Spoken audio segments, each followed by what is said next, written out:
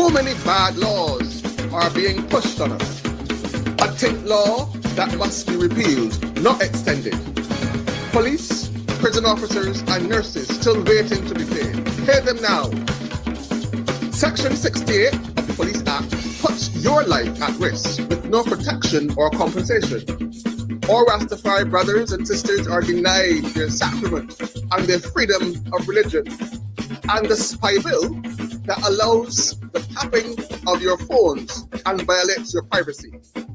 We say enough is enough.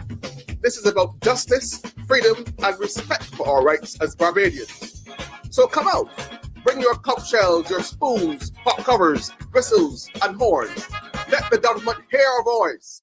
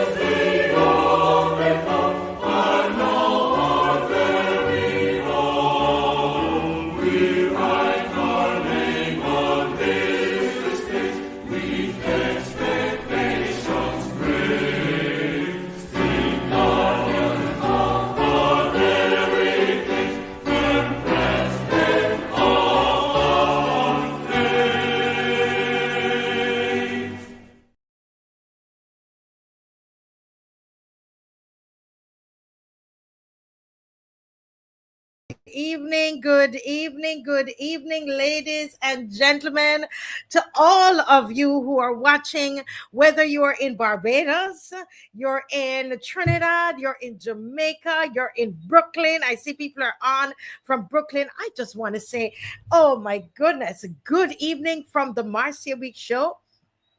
We're coming to you live from Barbados. And here on the Marcia Week Show, we do what we call Emma. We educate, we motivate, we mobilize, we agitate. That's what we do right here on the Marcia Week Show. You just heard the national anthem of Barbados, and I was holding in my hand the national flag of Barbados, okay? So take a good look. So whenever you see this flag again, you know that this is the flag of Barbados. And I am so happy to see so many of you on tonight. I am excited. Something amazing is happening in the air. Teroni, can you feel it? Change is in the air. Something is happening. Something is happening, Lucinda. People are finding their voices. People are speaking out. Judy Jilks, oh my goodness. Judy, good night. People are speaking out. They're finding their voices. They're saying, yes, I agree. I'm going to be at the march on Saturday at 10 o'clock.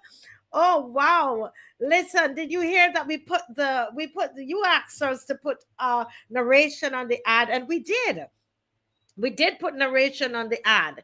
Yes, and so we're going to put the link in the comment section, everybody, so that you can get that link and you can share it in your church groups, WhatsApp groups, Facebook, Instagram. Invite people to the march. Matthew Brown, I know Matthew did. Matthew, you did a video today about this march, and we work together, don't we, Matthew? Sir Alfred Benjamin, all the way from New York, Eastern Parkway. Oh my goodness, how was that today? I know all the Caribbean islands come out because it's Labor Day. It is a Labor Day. It's the first Monday in September. Happens to be September 1st. And great things are happening on September 1st. It's Labor Day in the U.S. And I know that in New York, in particular, Brooklyn, Eastern Parkway, I think the music is still going on all now. Cherry Berry, good evening. Sandra Charles. Sandra, something amazing is happening. The people of Barbados are rising up. Things are going on. Things are happening. So this is a little bit of Eastern Parkway. Probably it's ending now. Is that what it is? And this is where Caribbean people come together. Izzy, Sandra Pierce. And, you know, as Caribbean people, we're not just coming together to have fun and to have a good lime and to dance to music and eat food. But I believe that we are coming together to deal with the various issues in our different countries. You see, we on Thursdays we have what's called the link, where we link up with St. Vincent and the Grenadines, and we talk about all kinds of different things that's happening in the Caribbean. So we are coming together. This is a new day. It's a new day. It's a new day when we're holding our officials accountable. We're demanding transparency. We are in a new day. Yes, Beverly Prescott, good evening. Marcia, it's good to see you. Yes, good to see you. V, hi, how are you? Cami, Marcio, good evening. Marlon Brathwaite, this is a new day. We are speaking up, we're speaking out, we're opening up our mouth, we're realizing that we have a voice and we are using that voice. And that is amazing. And that's what's going to happen. Listen, my husband found me this big pot cover. You see how big this pot cover is?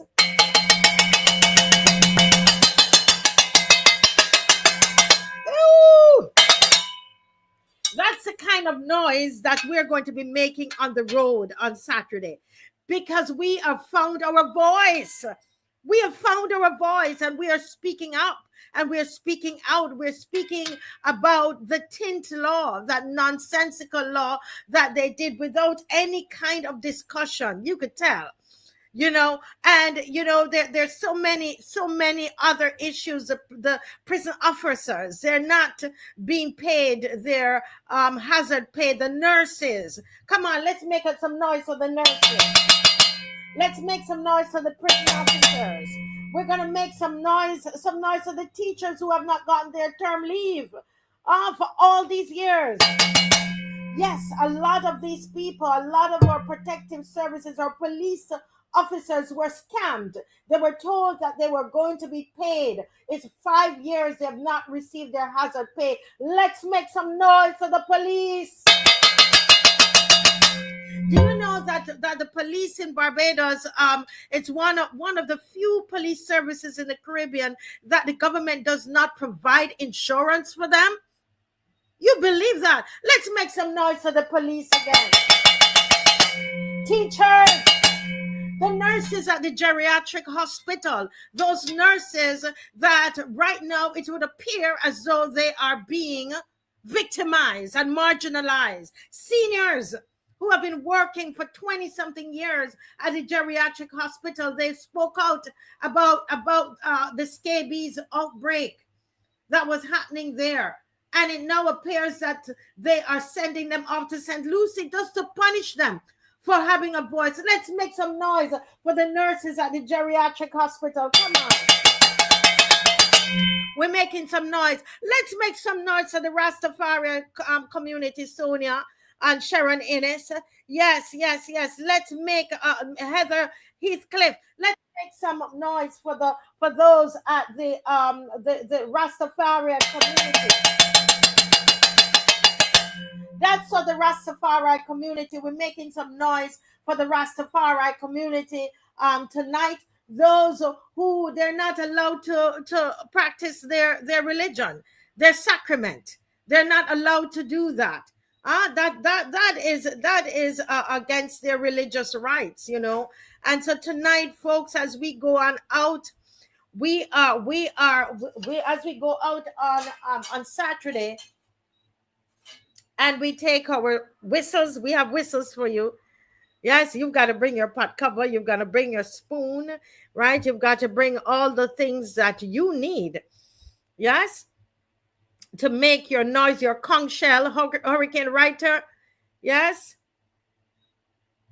Yes, well, Steve Moore, we can only do Saturday March at the moment, Steve. When you get the unions involved and the people can come, because you're in the UK, you could say that, and I understand why you're saying that. But my dear Steve, unless the unions are involved, then it makes no sense to have a Saturday March. What are the people going to do? Not go to work and get fired because they are marching on the street when they should be at work?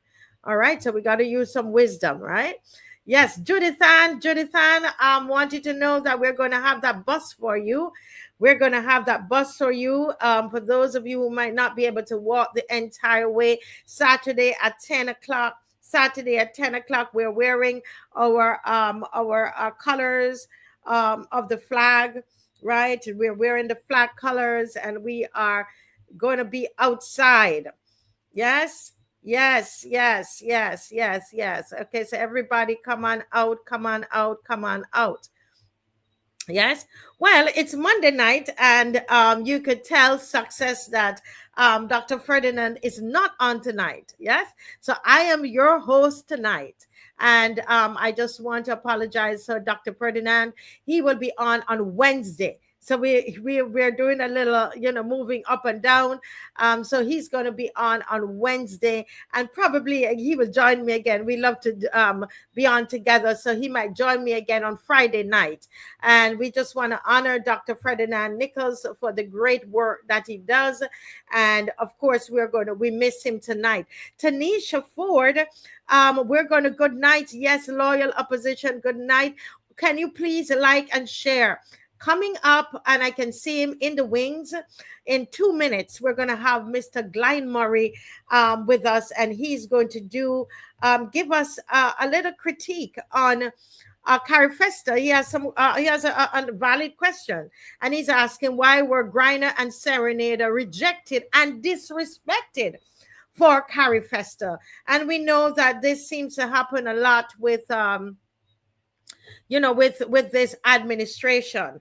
And so we're going to be talking about that later tonight. But, I like to tell you the truth here and balance it out. So we did tell you that there were quite a number of the vendors who did not get to start selling their products until about 2.5 days to 3 days, because the village was not ready. The Carifesta village, the Grand Market, was not ready. And it was the truth we were talking, because you heard the minister in the Minister of Culture office. You heard what she said, and she said that they had a rocky start. But let me say that what was wonderful is that they really made do once the festival started, once the market started. I heard that they actually had, gave them a nice luncheon to the vendors, and treated them well, and tried to make up. And that is the kind of thing. Things happen, but it's what do you do after? And so I want to commend Carol Roberts and the team, and I'm looking for exactly to read what I was told that was done for the vendors, and let the vendors, let it end on a happy note. And I think that because things happen, but it's when what I'm happy is that they did not pretend that it did not happen, right? So they, as a gesture of goodwill, all participating vendors will receive a 20% refund on the registration fee. So they gave them a 20% refund. So come on, give a hand for the Carifesta organizing team, that they did not pretend that it did not happen, but that they did something, and they invited them to lunch, and they gave them a 20% refund, which they should, because they lost 2.5 to 3 days of selling, right?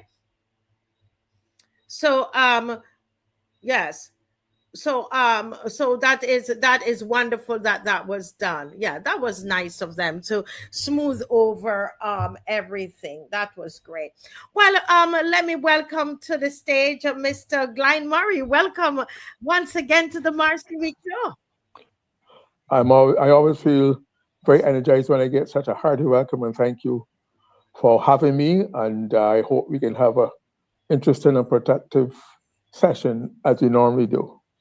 Yes, but thanks for being here. Most definitely, and we appreciate you, the research and the dedication and commitment that you have given towards educating Barbadians through the show. Mobilizing them, motivating them, agitating them sometimes, and we can't say it enough. We can't say thank you enough. So every time we get an opportunity, we're going to say thank you to you, sir. So go right ahead. Yeah. As you will have, you've seen my headline, my topic: why were GLYNE and Serenade rejected and disrespected for Carifesta 15? That's a serious topic. I'll come to that, but before I do, let me too join in commending Barbados for putting on what can be deemed, from what I've seen and heard and what people have tasted with their palates and drunk, it was a successful Carifesta 15.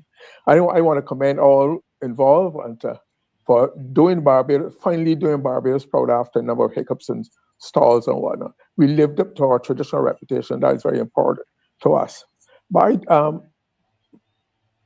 I don't want to intend. I don't really intend to bring on anybody's parade, the early throes of success, etc.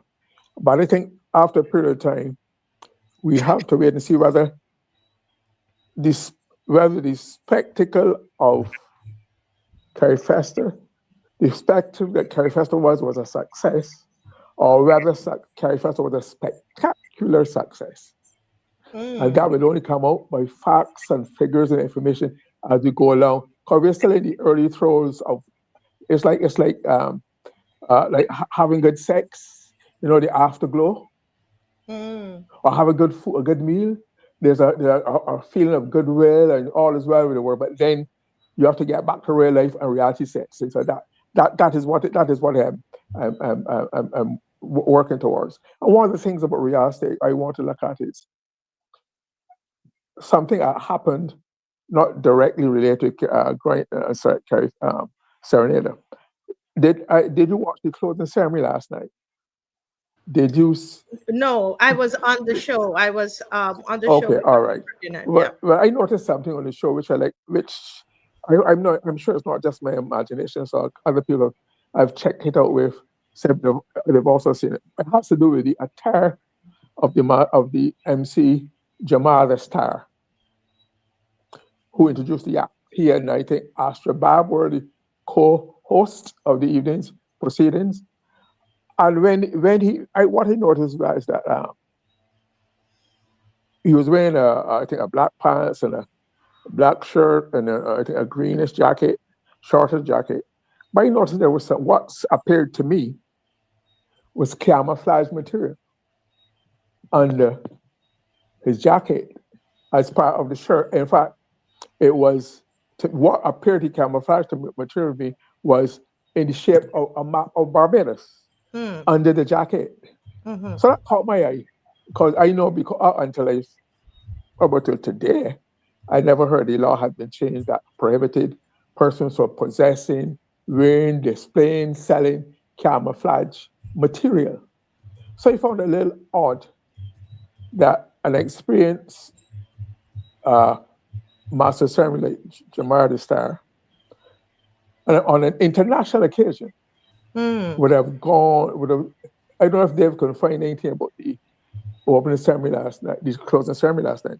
But if you can check Jamal the Star on stage with the Astrobab, check how what he's wearing. You'll see this what appears to me the camouflage material. And if it were, and if I'm right, it means that other people there should have must have spotted. And if they did, why did it not? Why they did not intervene? God was breaking the law. Why did they not intervene and ask him at least change his shirt?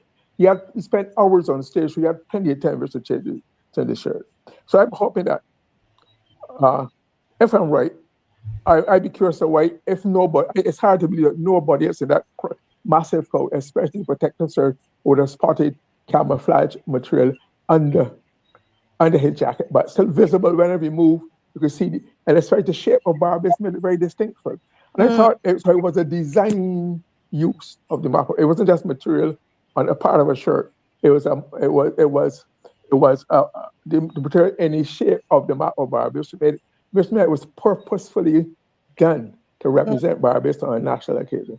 And I was very disappointed to see that, and that nobody corrected it, because what it does, if he got away with it, or if he's not even reproached, then the standard we have set, the law, the discipline in that law about camouflage material, we've had it from the days of the formation of the Barbados Defense Force in 1979, and it was to prevent people from indulging activities, the guys in the uniform, in the wear of the Barbados Defense Force, and cause confusion in the public eyes, and also give the force a bad reputation. And so far it's worked to protect the image and reputation of the Barbados Defense Force.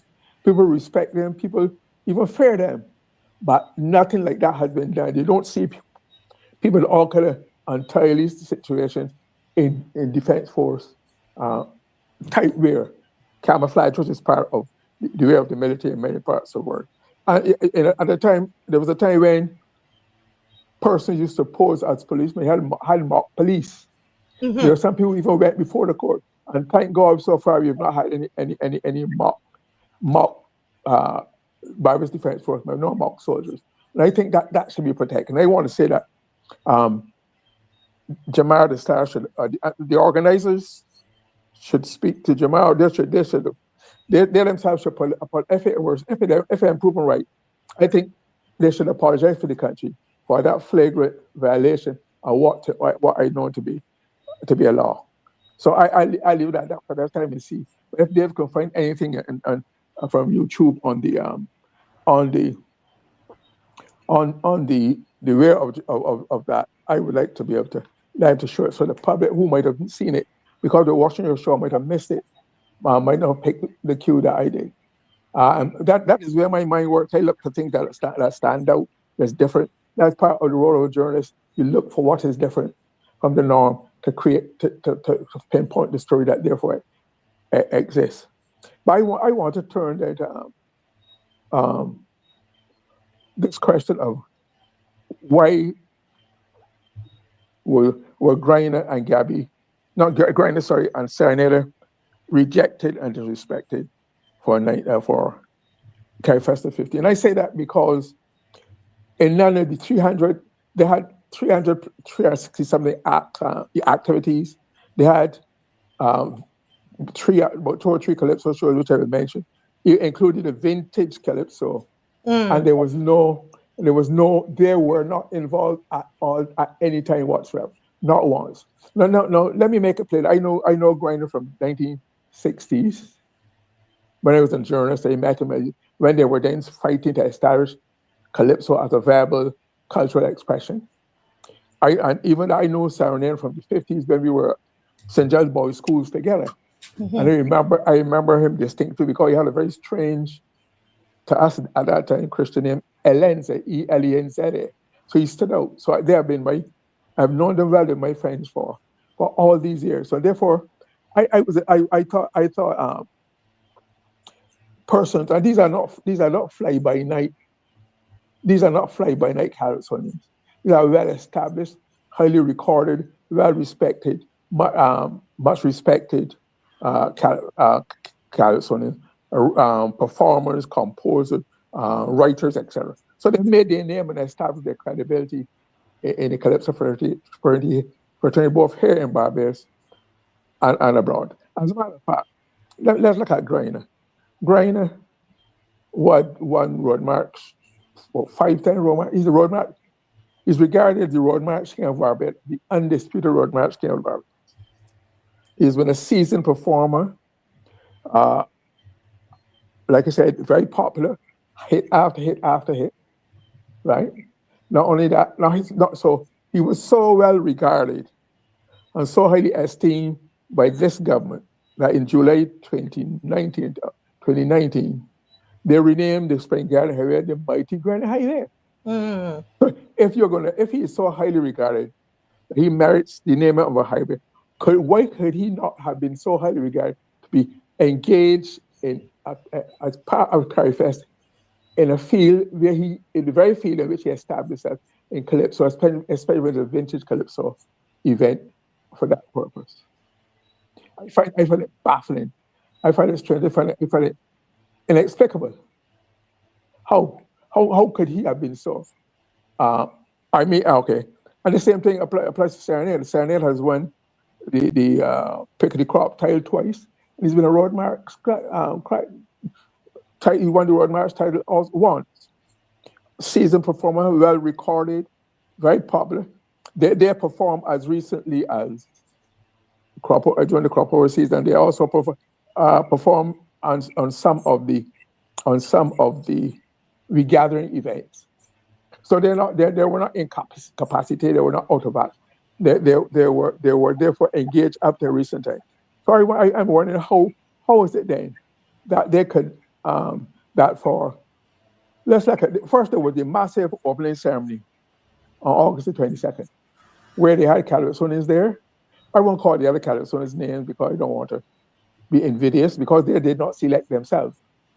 But they were, so on the grand occasion on the 27th of August in Queen's Park for the official opening, neither Serenade nor GLYNE was involved. Okay. No GLYNE, no Serenade. For the vintage Kaiso Super concert on August the 30th at the Baking Ground is alias Alenti, the National Botanical Garden, which is a big misnomer. But they were not there last night. They were not there for the vintage collapse, vintage. And last night for the one last line, they were not part of it. As a matter of fact, for the vintage Calypso concert, there were 9 Bajans of the 16 named acts, right? Plus and more. So there were 16 named acts, 9 of which were Barbadians, not including GLYNE, nor including Serenade. And then at the bottom of the mountain, mean that and there was and more, which means that they were not cramped for time or opportunity. There were more others came, but were not listed on the name. So right. How could you? What would be wrong then for them not being participating in that? And last night, one last line closing ceremony. Again, no GLYNE, no Serenade. There were 7+ single Barbadians. None. No. There were other Calypsonians, and the reason why I don't want to call out the Calypsonians, so what seems to be is that there seems to be a group, a team of regs, what I call the most favored artists, who are virtually every government-sponsored or kept event. They are part of the team, routinely, automatically, chosen by the NCF or other part of the government. It cannot be an accident. And some of them were the opening, some performed at the opening ceremony, and some performed at the closing ceremony. And some even performed also at the vintage Kaiso. So this team has been well catered to, well looked after. So I think so. Therefore, to me, I would like to know, therefore, on what basis would you have selected the Bardian artists? On what basis, and how could Serenade, how could GRAZETTE not? How could they not qualify? What were the criteria? Especially you see names rolling over something in the very same program and throughout the year, where it is said that some of them seem to be on permanent or almost on the NCS payroll. They appear with such frequency.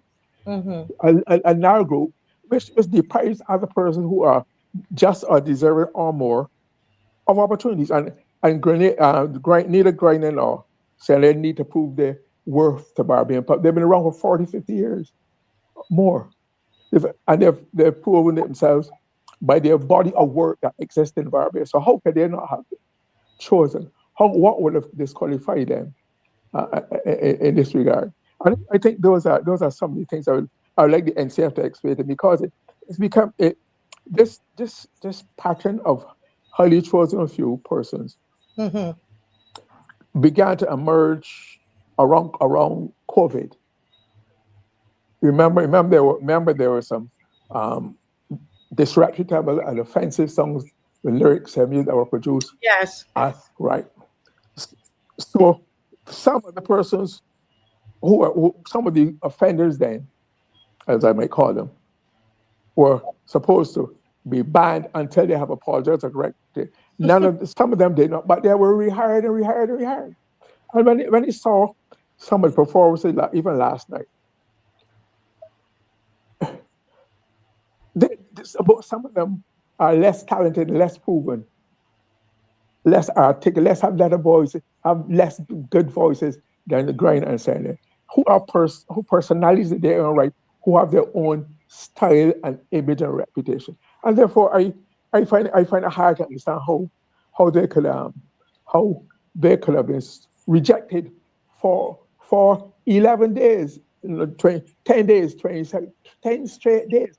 You're telling me that when you had, and what offends me and worries me, you hear names like Marshall Montana being involved. You hear names like, is it Crazy? Not Crazy. Gypsy. You hear like, you hear Burning Flames. You hear Lord Short Shirt. But how vintage names? How do you have vintage names from Trinidad, Antigua, etc.? And you know, and some of your premier vintage are not looked at. How could they have been overlooked? How? Yeah. So can I ask a question there, Mr. Murray? Did they have any other vintage performers on the vintage concert from Barbados? Yeah. Interesting. Gabby was one. I don't like I said, I don't want to call the name, but I don't have the names in my head because there have been too many. But there were some. There was Gabby. There was Bumba. Who was RPB. So there were right. There were. But how could you repeatedly not have these in? And like I said, there was no shortage of time or space to accommodate them at any of the shows. Because they had more. There was room for others. How could they not have room for the two of them? So I would like somebody to explain that to me. As I say, let it make sense to me, because it does not make any. I have a question for you, Mr. Murray. I'm wondering, could it be because are they well? Are they physically well? Does anybody know if these two gentlemen are physically well? Well, they were performing recently for regathering and other events, but nobody, even if they were wondering, nobody called them, as far as I know, to understand the question, to check their availability. They were just not factored in. As some of their friends told me, they had to sell to watch it on TV, just like anybody else, and watch other persons. So you're saying that they weren't even contacted from your knowledge? From my knowledge. Your knowledge. Okay, so that rules that out. So they weren't contacted to say and as far as I know, they could not have been any more competing, competitive, exclusive, important show than Carifesta in Barbados. They didn't have another event for that night, and they were not abroad. So unless they were not well, they were to all extents and intents and purpose available. So you had Baron, you had Gypsy, you had Short Shirt from abroad, you had Gabby, Bumba, Destroy. You had names, RPB. So Why were they not repeated? They were not there at the beginning, they were not at the vintage, and they were not at the end. Why other names were repeating themselves? I think that is unsatisfactory for a national occasion, and it's something that we should not let go by it without challenging it and question. See, it also fits in as we there has to come a time. There should be a time when there should be a proper accounting of the operation of the staging of Carifesta, not only from its operational aspects, the shows, the events, the crowds, those kind of success, but we need a rundown on how it was managed. We know how the money was spent, how much was spent, how it was spent as performers, providers of goods and services by name and amount. And I'm saying because I very well remember, you remember something called EduTech, which was launched with a lot of panache and flair, and then fizzled out and died. I do not want the costing of Carifesta. As far as I know, nobody has ever had publicly issued the precise figure or estimated budget expenditure that was entailed by EduTech. It was just a lot of money was spent. And up to all appearances, Carifesta was being well attended and patronized, what seemed to be well accepted by the public, and I understand why, because except for the Carifesta 15 was easily, to my mind, the most heavily publicized, promoted, advertised event in the history of Barbados, even more so than some of the political campaigns, even more so the political campaign of 2018 or 2020. So you're saying, let's put a pause there. I mean, because you've been around for a while. So you're saying that you believe this Carifesta has been the most publicized event in Barbados, more than even a political campaign? Of course. Wow. If you listen to the radio, if you watch television, you see the reminders, the ads, the mentions. Listen to all the radio stations were flooded. Social media, you had constant reminders and mention of Carifesta, the events, come to this, come. So people were. It's a classic demonstration of stimulus and response. You stimulated the people's imagination and mind and got them excited, got them involved. Obviously, people want to see and hear things about their country. We would have had Carifesta in 1981, the first Carifesta. Then we would have one in 2017. So neither of which had all this hype promotion, and therefore they don't have the same. It was excitement and generated about it. But this was done, it worked well as regards to the public response. I can't take that away.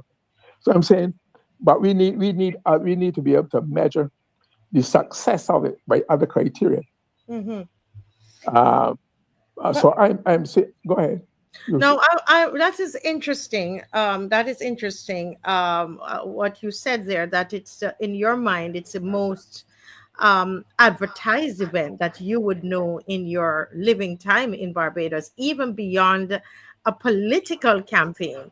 And I'm wondering if that's why some people believe that this is part of, it's electioneering, it's part preparing for an election. I don't know, because that's interesting that so much, because I mean, what could be more advertised than a political campaign? Carifesta 15 in Barbados. But I'm not surprised that the Prime Minister, of all my past associates with her, when I sat as her colleague and equal around the cabinet table for 9 years, she likes the big things, the big way, the spectacular one. So this really in keeping with her worldview, how you promote things. I heard her commending the 300 students who took part. I was not sure when I heard the number. There were 300 students from across the Caribbean, minus the Barbadians, or what, because I was told that at very short notice, people were given instructions to find 1,000 children for this jamboree, for this children's jamboree, 1,000 children. At a time when, and it had some people were dismayed because it happened at a time when schools were already on holiday. So how do you reach children who are studying, etc.? So it seems to have been a success, but it did not seem to have reached the success in numbers. Again, a grand number, 1,000, and boiled down 350, 400 or something. So I'm saying this, but the spectacular, the lavish, the grandiose is to be expected for this kind of undertaking with the Prime Minister. She's known for wanting to have done well, done big, and even overdone at times. So we'll have to have a close look on what comes out of the reporting of Carifesta. We need to have a good because I'm now hearing that we need sponsors. I've seen some sponsors mentioned in the paper, but we need an official accounting for Carifesta, so we know where our money came from and where it went, where the Barbados image and reputation, because there are no, that they said in business, in politics, in life, there are no free lunches. Somebody has to pay at some time. And we have to, therefore, and there are no coincidences. So we have to see what payback Barbados as a country might have to give as regards its resources, its opportunities to some large-scale benefactor, sponsor, who would have helped to provide the grandiose spectacle that it was for Carifesta, and it was impressive in parts of one or two. Yeah. I could have other criticism, but that is not for later. I'm just dealing with the broader scope of it and what I hope to see in the very near future. But well done, Barbados. We quite could even have done it better, but it was well done. And there were no major issues. There were no calamities. It was a success in the fact that there were no major mishaps. Nobody died, etc. Nobody got hurt. But so it happened well. Yeah. We heard. I mean, it's yet to be confirmed that someone, not a performer, it was being said that someone, and it was reported that someone had was taken to the hospital. So I'm not sure if that person recovered or suffered as a result. But people are taking the hospital every day, so there's not unusual about that. But I'm just saying that it occurred at that event, and so as we were looking at it, I don't know if the person died. I would have to research that to know whether to say that we didn't have any tragedy or anything of this sort. Someone here saying that they read that somebody had died at the event itself while dancing. So But this happens once you have a mass across, you bring all kinds of persons with it, with their own issues, so to speak. Correct. So this would not have been any different. Nobody could have controlled that. Yes, that would not have been the result of the work of the organizers. Yeah, would have happened at that particular event. Well, Mr. Murray, thank you so very much. Did I use all my half an hour? I don't think I quite did, but anyhow. Oh, wait, what is it? You have a minute left, I think. Is there? Well, give your final comments before we move on.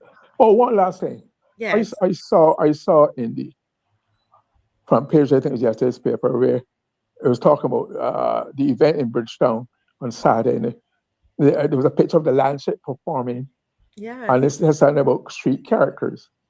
And to me, that was a misnomer and a misrepresentation of the Lancet to link it with street characters. For those who don't know the history of the Lancet and its origins and its achievements, they could probably think it would be characters like King Del, Ding Ding, and some of those characters who have gone on. If you read my book, you say my book, Smokey Burke has done an excellent song that captured those characters. But I might say that the Lancet, the Lancet was started in 1863, and unfortunately, it used to be at one time it was relegated to the backwoods of Barbadian country. Now it's brought to the fore, but it's being limited to dancing and performing. There's an excellent song by Richard Lane called the Lancet. You should play it for him. An excellent song with tap music that tells you the history, the social and economic and cultural work of the Barbados Landship when it was formed. Before there were credit unions or welfare society, they were doing that kind of work, developing the Barbados out of the working class in Barbados. 1863, which is what?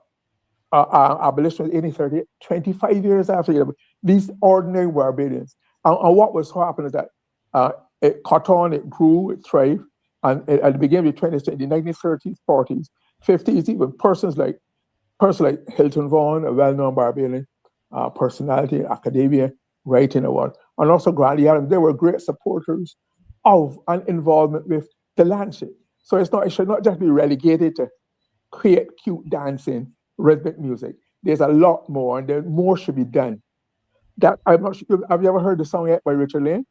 No, I haven't. Google it. It's an excellent song, and I'm proud of it because I had to bring that about, and I want to thank Derek Wilkie from CRS Records who helped to produce that free of cost when we were celebrating the 125th anniversary of the in 1988-89. Right, yeah. So play and you would see what I mean. Export because it has not been played in Barbados much. I think it's not deserving. The Landship deserves more than that, and they need that kind of relevant, straightforward, excellent, accurate representation of what they've meant to Barbadian life. Yes. Right. Well, thank you so much, Mr. Murray, for an enlightening segment. My pleasure. Yes, tonight we have a different program where we have some other young people who are coming on along with the former minister. Yeah, so we're going to see you again next week, right? Next Monday. Yes, thank you so much. Have a good show. Thank you. Thank you. Bye. Okay, another very insightful segment there with the general, Mr. Murray, Glen Murray, asking some interesting questions, and we're hoping that those who are watching from the government who might be able to answer some of those questions, because we didn't see GRYNE and we didn't see Serenade, especially at the vintage Calypso show. It would have been lovely to see them. We don't know what the issues are, but we're asking questions on the show. Well, tonight we have with us former Minister of Culture, of Sports, Youth and Culture. I think that's how we used to say it. Minister of Sports, Youth and Culture. Former Minister Stephen Lashley with us. And what we're going to do this evening, we're going to look at Carifesta, what happened under his tenure with Carifesta, and also some of the achievements of former Minister Lashley. And we have some of our young cultural practitioners, they're going to join us, and they're going to ask him some questions and have a really robust discussion. So I'm going to ask you kindly to share, to like and share, and let's have a good open discussion on Carifesta, on culture, on the youth, on sports tonight. And so let me use the opportunity to welcome former Minister Stephen Lashley. Thank you very much, Marcia. Happy to be here again. Yes, sir. Yes, sir. You're looking quite cultural there. Yes, quite like Carifesta. Still in the Carifesta mode. Still in the Carifesta mode. Well, it's a pleasure to have you on tonight, sir. And before we even go into discussing about Carifesta, you sent me some information, and one of my students, a very young man, he put together a little video of your achievements, minister's achievement between 2013 when you became Minister of Sports, Youth and Culture. And so we're going to look at that, and then we're going to come forward to Carifesta, because Carifesta would have been part of that. Everybody go ahead and like and share, and let us have a very, very meaningful discussion tonight. Okay? Go right ahead, Dave. Thank you.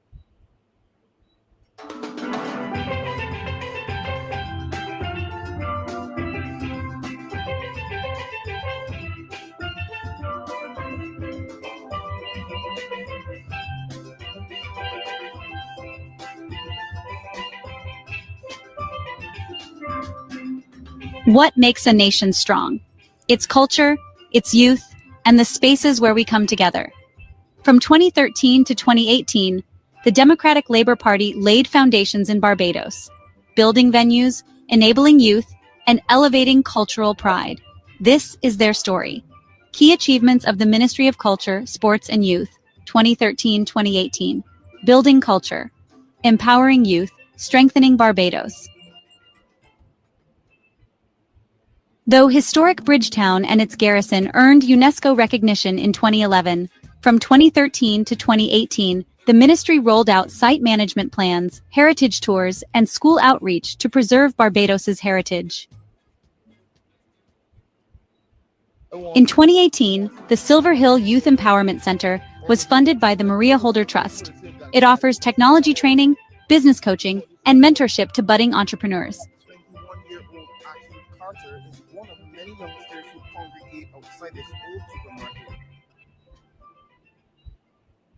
Major refurbishments included the Garfield Sobers Gymnasium ahead of Carifesta 13th and the Daphne Joseph Hackett Theatre and Gallery at Queen's Park.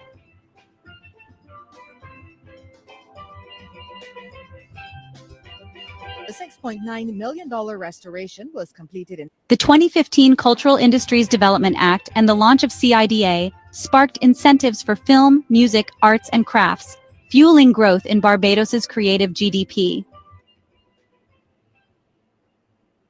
Barbados's first youth-led national youth policy debuted in 2016, and the National Youth Parliament now meets annually to debate real issues.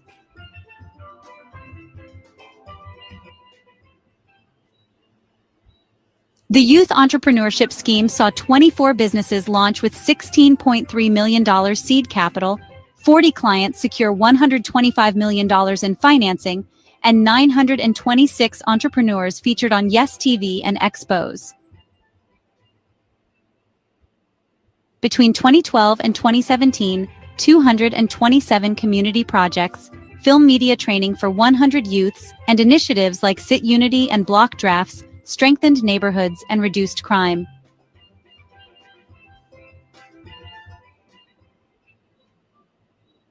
Over 5,200 youths trained under the National Sports Program, 323 placed through Endless Possibilities, and 480 certified via the Barbados Youth Service.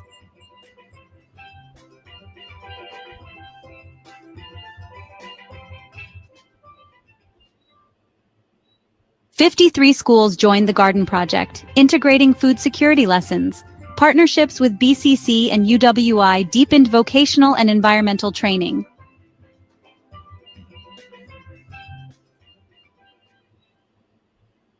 By 2017, Barbados drafted its first national sports policy, revived World Road Tennis Federation with a global tournament, installed a hydraulic stage at Kensington Oval, and began planning a China-backed national stadium.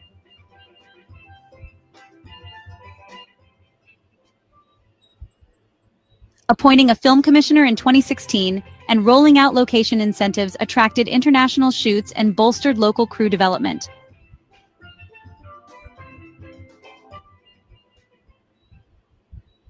Crop Over Sword and Carifesta 30 in 2017 drew 24,000 to the cultural grand market, upgraded CBC to HD, launched Carifesta TV, and refurbished multiple venues and vendor booths.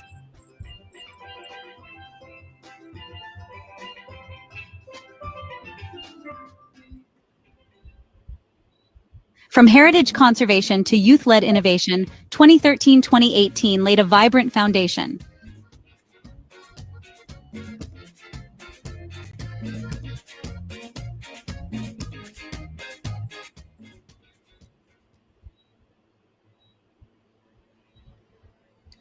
Oh, wow. Watching that, it's 2013. That's when you became Minister of Youth, Sports and Culture, to 2018. You're watching that, and what's going through your mind as you, because I'm remembering some of the, especially the stuff about film. I would remember that. Yeah. And what's going through your mind as you watch that little draft? It's a draft at the moment. Yes. Well, the first thing that came to my mind is to thank the young person who so accurately and must have taken quite a bit of time to get the accompanying footage to get that together. So I think Yes. that's a really wonderful effort. There is a video there of the Silver Hill Youth Empowerment. Well, it's the old facility. Now it's a spanking new facility built. Must thank the Maria Holder Trust for that. That's an interesting one because it opened just after we left government, but it was actually completed before we left government. That's the first national youth empowerment center. That is built right there now in Silver Hill. Right in Silver Hill. In Silver Hill. But it's so funny that you mentioned that, sir, because we have a clip there, Dave, of a young man was talking about the importance of and I was going to play it when ZICO comes on. But if you could go ahead, since you've mentioned that, because that seemed to be very important in terms of your what your in terms of achievement, what your ministry and achieved. If Dave could, it really was. That building that you've seen in the video was really a dilapidated old supermarket building, and it attracted unsavory characters to the neighborhood. Silver Hill, as you know, is a very densely populated community, national housing unit community. And that building, transforming that building, was actually the first promise that I made to the constituents after they said to me, look, we need to transform this building. Funding was very scarce. We went to several potential sources, but in the end, the Maria Holder Trust, I remember taking the manager on the site in the morning about 7:30, and immediately she saw the vision. And that facility now is an embodiment of how a space can be improved for the betterment of the community. So I'm actually very proud of that particular achievement. And I must say that when we went to the area for the Shonatan Chase walk that we did, I noted that they have, I was told by the residents that they have a reading program that happens. You must be very proud of this to know that it's still serving the people of the community, because there's a reading program. It's actually the center of activity for a lot of the young people in Silver Hill. And I love the fact that the people approach you about having this for the youth in Silver Hill. Of course. I always felt, there's also in that building provision for a recording studio as well, because there are lots of talent in that area, and persons, once it is properly fitted, can actually walk into the center and record their music. Oh, wow. I actually move from the perspective of listening to people. I think politicians, particularly the younger ones, can certainly learn from that active listening, because oftentimes as a member of parliament, sometimes some people are tempted to get ahead of the vibes of the people, the cares and concerns of people. But this was their concern. This is what they said to me. And although we could not get government funding, because we were in line for government funding and that fell through, I was determined to find alternative funding. And we were very happy and very lucky to get the Maria Holder to 100% finance that project. I believe it cost about $2.5 million. Wow. To construct that facility. So really kudos to the Maria Holder Trust, because they came in right at the nip of time. And you're saying there's a recording studio. I don't know if anybody there from Silver Hill can let us know. ZICO is on, waiting to come on, if he could find out, or if he knows if the recording studio is still being used at Silver Hill. There was a space for, I'm not sure at the time the equipment was not in, but there is a space dedicated to the recording studio. What was left after that was for the ministry to provide and get the equipment to equip the studio. So I'm not sure if it has been done, but there is a space physically laid out for a recording studio. Yes, wonderful.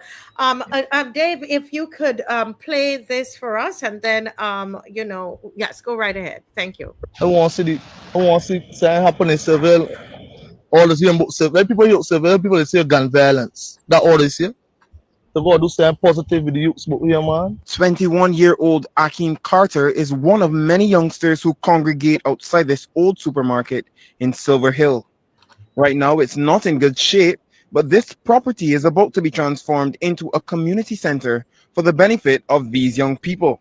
The $2.9 million initiative was conceptualized by community leaders and is being funded by the Maria Holder Trust. Minister of Culture, Youth and Sport Stephen Lashley says the support of families will also be critical in lifting up the community. Without the support of the family, without the support of our parents, our guardians, the entire community, their lives will not be as enriched as it should be. So while this building will be the center for a number of important projects and programs, what will happen is that at the center of all that will be the involvement of the adults as well. The center will house a recreational area, recording studio, computer labs, and welfare offices. Trustee for the Maria Holder Trust, Mary Brewster, encouraged the young people to treasure the gift. You are the Silver Hill community.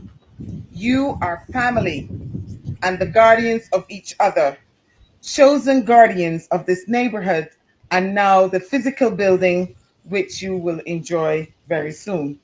The young people are excited about the project. As Frank Timmer was a baby, actually from a little girl, like 5 years old, when the supermarket was abandoned, they said that they were to do something with it. And these years passed by, it's 21 years old. So imagine how long that is. So I'm very grateful at least to stick to the words. It will help me more in the schoolwork and help us do better and help us get better jobs. It will help create jobs for the people in the community and help the youth also. But they're definitely needed. The program, which was conceived 10 years ago, is expected to be completed in 6 months' time to help give youth the type of community they want. Well, what I want to see for the young people in Silver Hill is just the youth to be happy and everybody just come together and just build a good vibe off of everything and just see the youth rise and everybody just live happy. Kareem Smith, CBC News. Wow. I'm watching this. I see you're beaming and I have a little tear because, I grew up in communities like that in Jamaica, in Central Village, Big Lane.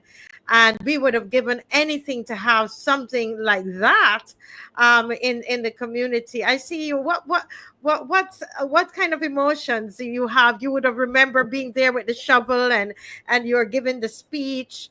What's going through your mind, sir? Yes, as I bring ZICO in.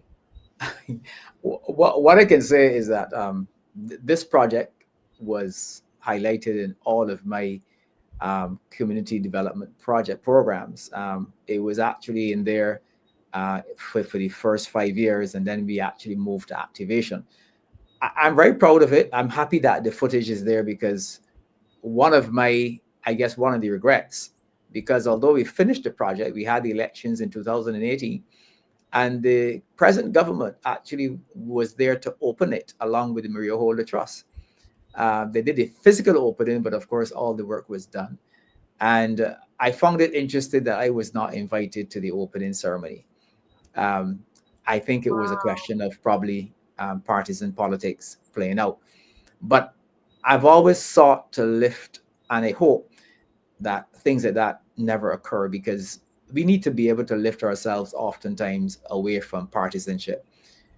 So you had somebody who never did anything to the facility, but because of a change of government, literally went and did the ribbon cutting.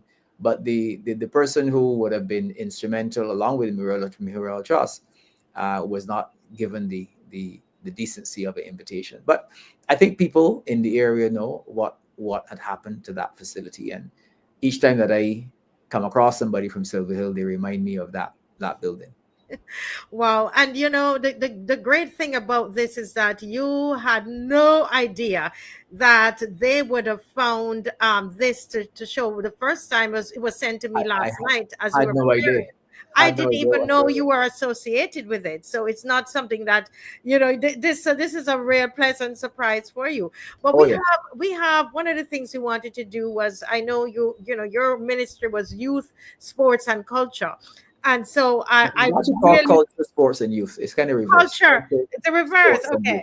Yes. Culture, sports, and youth. And youth. Okay, and so I have Mr. ZICO John, who would have, in your era, in that time of Minister Lashley, he was one of those young people that you would be trying to, to hone, or to get him off the streets. And eventually he did. But ZICO, I want to welcome you to the show tonight, and I'm sure you would have seen the video that we just showed. And as a young man who you grew up in, you were in Vauxhall, I believe, right? Right. Yes, greetings. Good night. Hi, Mr. Lashley. How are you doing tonight? How are you doing, sir? Greetings, loyal opposition. I'm fantastic today. Thank you. Great. But yes, I'm from Vauxhall, so yeah, I know that area pretty well. Yeah, I actually ran into Mr. Lashley a couple of times also too in the community, and then eventually I had transition, and then it became the Christchurch ambassador, and that's where I also met him. We took some photos and stuff like that around that time as well. So yeah. So before we're going to get back to that, but because I want to know, well, you see, now I'm learning stuff. I had no idea, that this connection was here. So ZICO, you saw that video, and I know how it made me feel, only because I grew up in communities like that in Jamaica and worse. You also did in Vauxhall, and you heard those young people talking about it. What are your thoughts about something like that happening, in a community like Silver Hill? Yeah, especially for Silver Hill, especially, they was craving something like that, was craving that kind of energy, that creative energy, something for the young people to do. Even looking at the video, I saw some familiar faces as well, So it was something that craving, it was something that they wanted and needed. And the initiative was really, really good. It got it on the way. Yes, there were a studio. I don't know if it's still active, but I know they were doing some music in that area. I'm not necessarily sure if that same particular space, but it just touched my heart. I mean, it really did touch my heart. I love to see stuff like that, especially for young people. Because I know you do some work with young people on a Saturday. Yes. Just quickly tell us what you do. Right. I do behavioral therapy, also at the GIS for the kids who've been up there. I also do for at-risk kids at the Drug and Educational Counseling Services as well. And then also on a Wednesday, I do one-on-one counseling with young people also. Wow. So Saturday and a Wednesday. Monday. Now, at Saturday. On Monday at the prison, yeah. Oh boy, 3 days a week. Oh my goodness, ZICO, that is amazing. And what has been your connection, if any at all, with Stephen Lashley? Because I'm curious. I know we have a strong connection, but I didn't know you had a connection. You started to talk about that, but can you explain? Right. That? For me, it was just basically I was not making a transition, no changing my life around, and I wanted something to help me in terms of my self-development. To speed it up a lot. And I had got involved with Praise Academy, the arts and stuff along those lines. And I was then introduced to the ambassador program. Eventually I got selected, did the interview, I got selected. What's the ambassador program? Explain to me, please. Yeah, the ambassador program, parish ambassador program, is basically with each parish having 2 individuals, male and female, to select their parish. So I was one who was selected to represent Christchurch at that time. So then I think I had the Christchurch, I think Carnival or something. I had different events as well, and you also would be present and stuff along those lines. And then I had I think it was the Governor General's Ball. So I had different events we would have probably had run into at the time. So yeah. Yeah, so that was your connection. And Mr. Lashley, did you know anything about ZICO John? Yes, I would have met him actually. The program he's talking about, which is the Community Independence program, Ambassadors program, created a lot of interesting development avenues for young people like him. And I would have had to meet several of them because they came under my ministry as well. We interacted. We had the big independence event at the gymnasium. That's where all the parishes, the ambassadors came, and they competed. It was very, very competitive, but also very educational for them. And many of them were able to transform not only their own lives, but the lives of other people as well. So I really found a lot of time for these young people. A lot of them were really, truly touching. And they really would have, invented and created so many interesting community projects. I mean, I believe that ZICO's story, he would probably tell you that he was very proud to talk to young people and help them to do the transformation that he would have done himself. So yes, it was great to meet people like him and others. And just one interesting thing in relation to Silver Hill, when you see the video, you would see that that particular building stands right next to a hard court, and there's also a park in the area.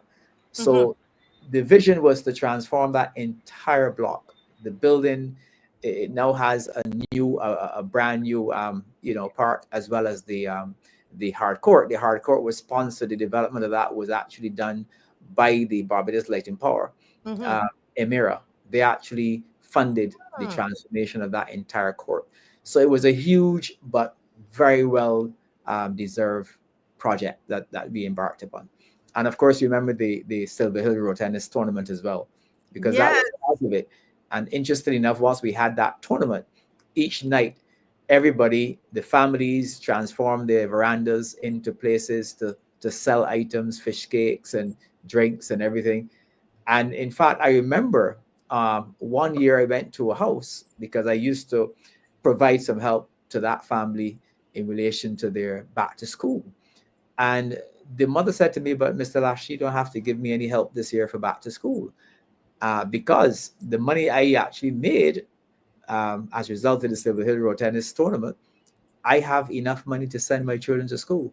And that to me was very touching. That particular tournament was able to bring income to people in that area. And she was able to say to me, "Well, I don't need you to give me any assistance this year." Wow. So Wow. those kind of things stand out very much in my mind. Wow. Before I get back to ZICO, I have to say this. I remember having a conversation with you, sir, on one of my meetings with you about film. And you said to me one of the things that you like to do, and somebody put it in the chat, is to teach people how to fish and not to give them a fish. Exactly. And I know that in that moment you must have felt really, really great, because you told me you're not the kind of politician that likes to go around, you can correct me if I'm wrong, and to just give out money to people. That you wanted to, you didn't want to encourage that kind of thing. Not that you didn't help people, but you wanted them to, something to happen for them.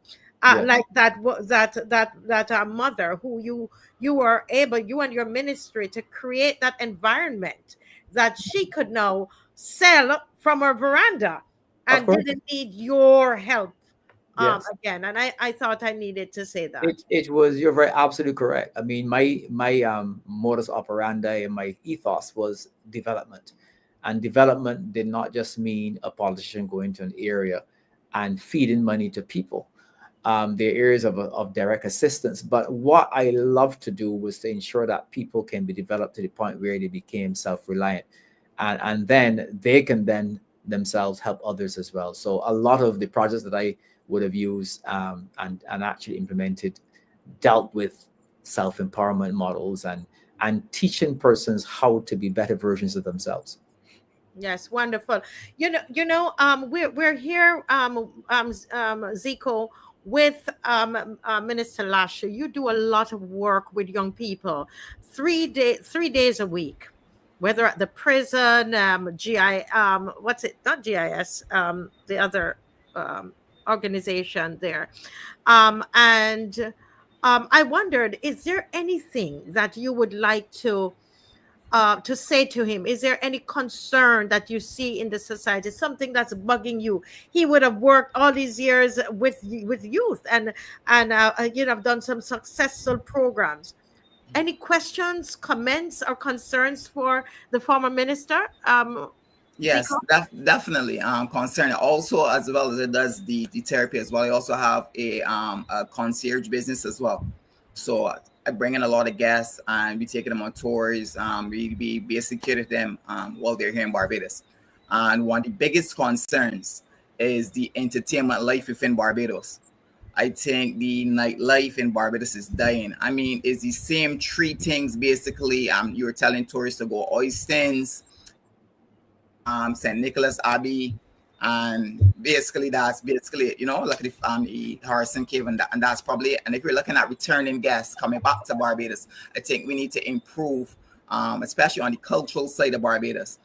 They wanted to interact with more locals, see what's the culture, what's the temperature in Barbados really like. And I think in Barbados, we lack in that department. I mean, when we go to other places as well, you get to see it. I mean, Barbados is totally shut down at probably sometimes 9 o'clock. And at 12, you probably got to go to the gas station to get something to eat.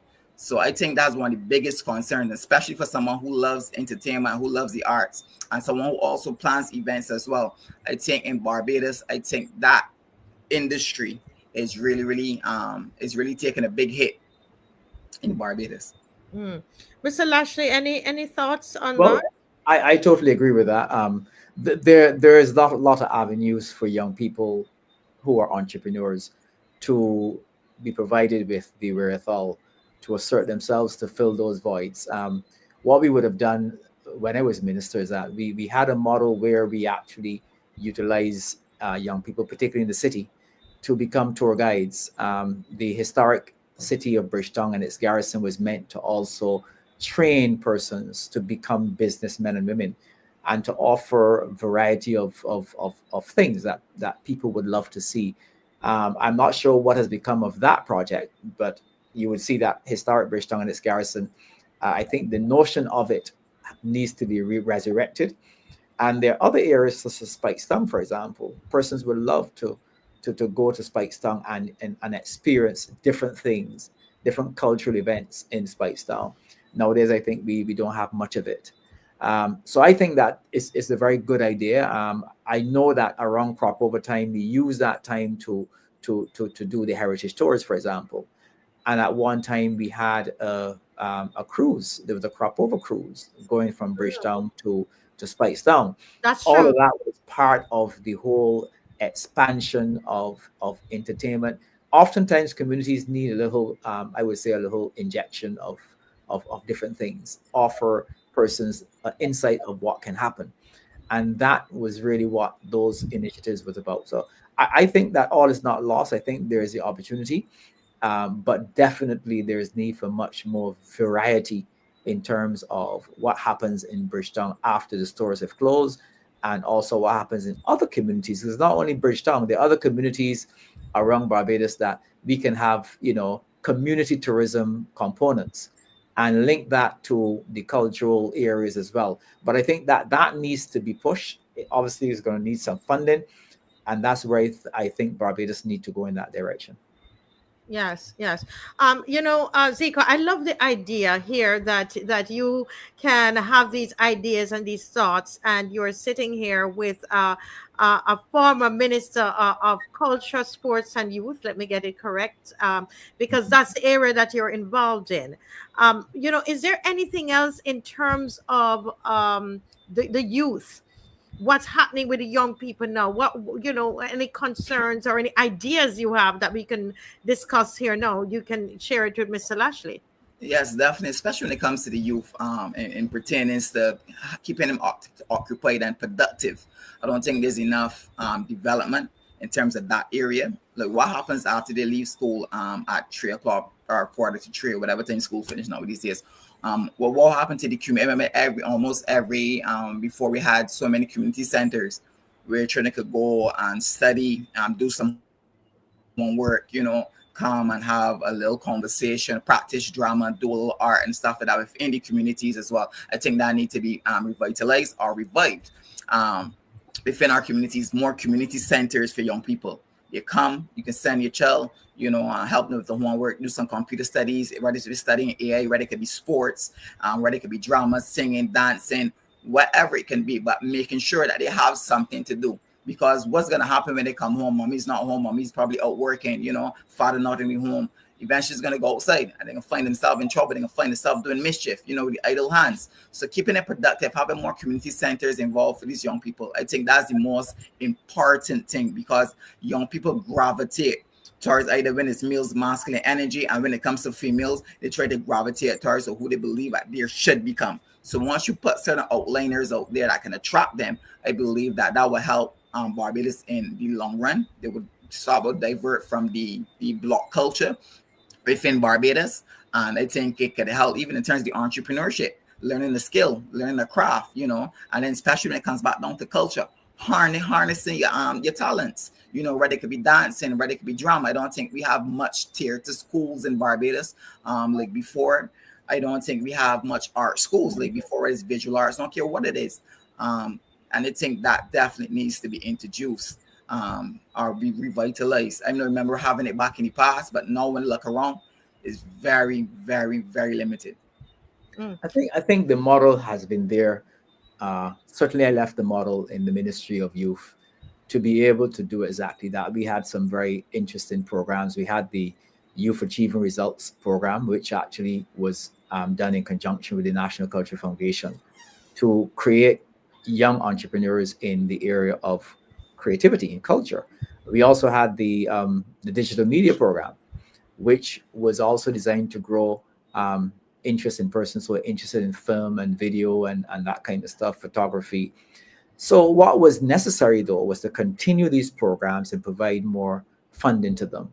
And I believe that when that happens, some of the things that you are asking for will occur, but there need to be a solid foundation. I think what has happened, certainly since I left government, and this is what happens, I find, when you have a change of government.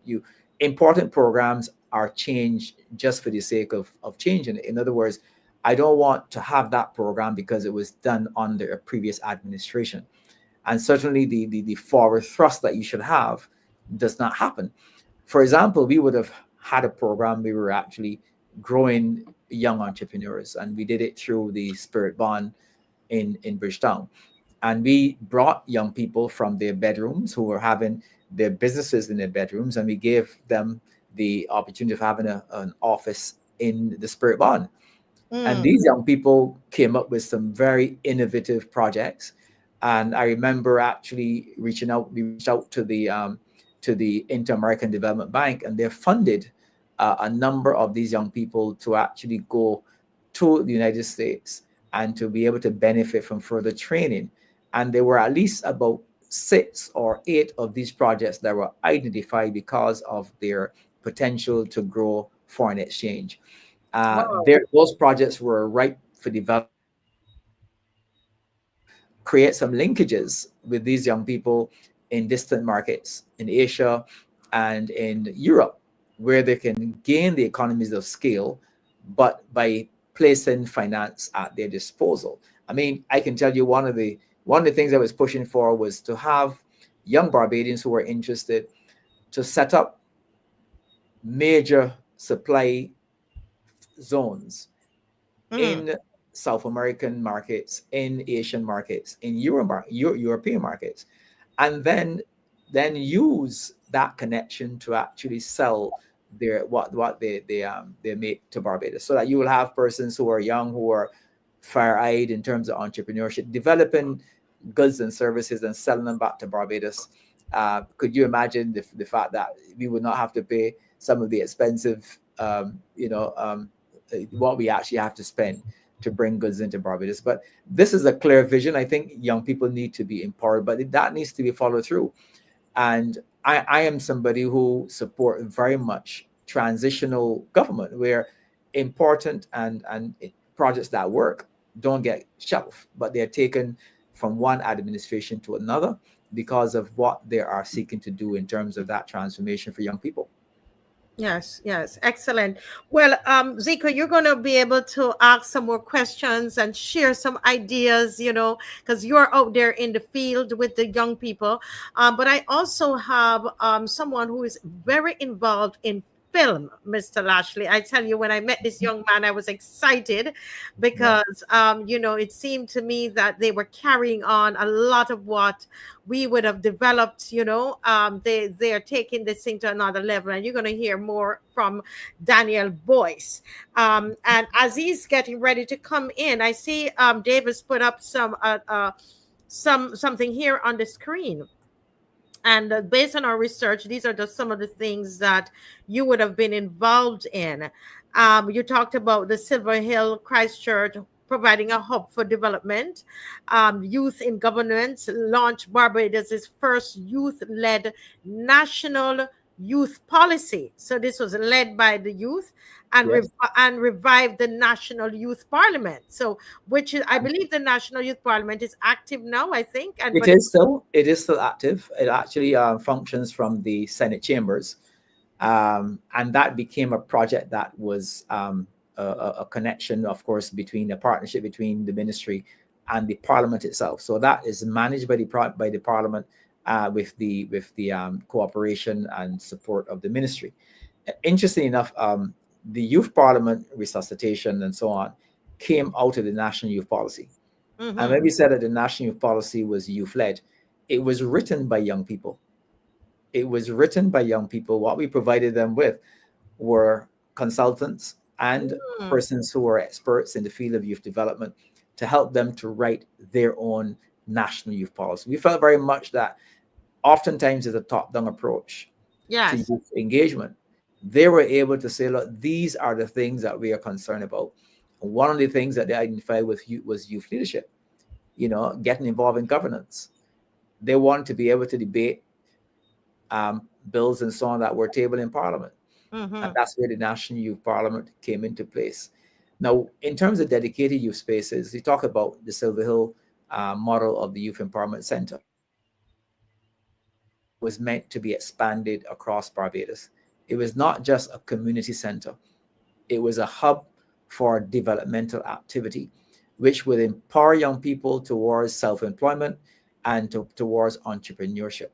So the vision of that, and certainly, for example, what was being discussed earlier in terms of engaging young people, we wanted to do it from their community and to have those facilities right in the heart of the community where they can be engaged. And I'm really hopeful that that particular model can be expanded.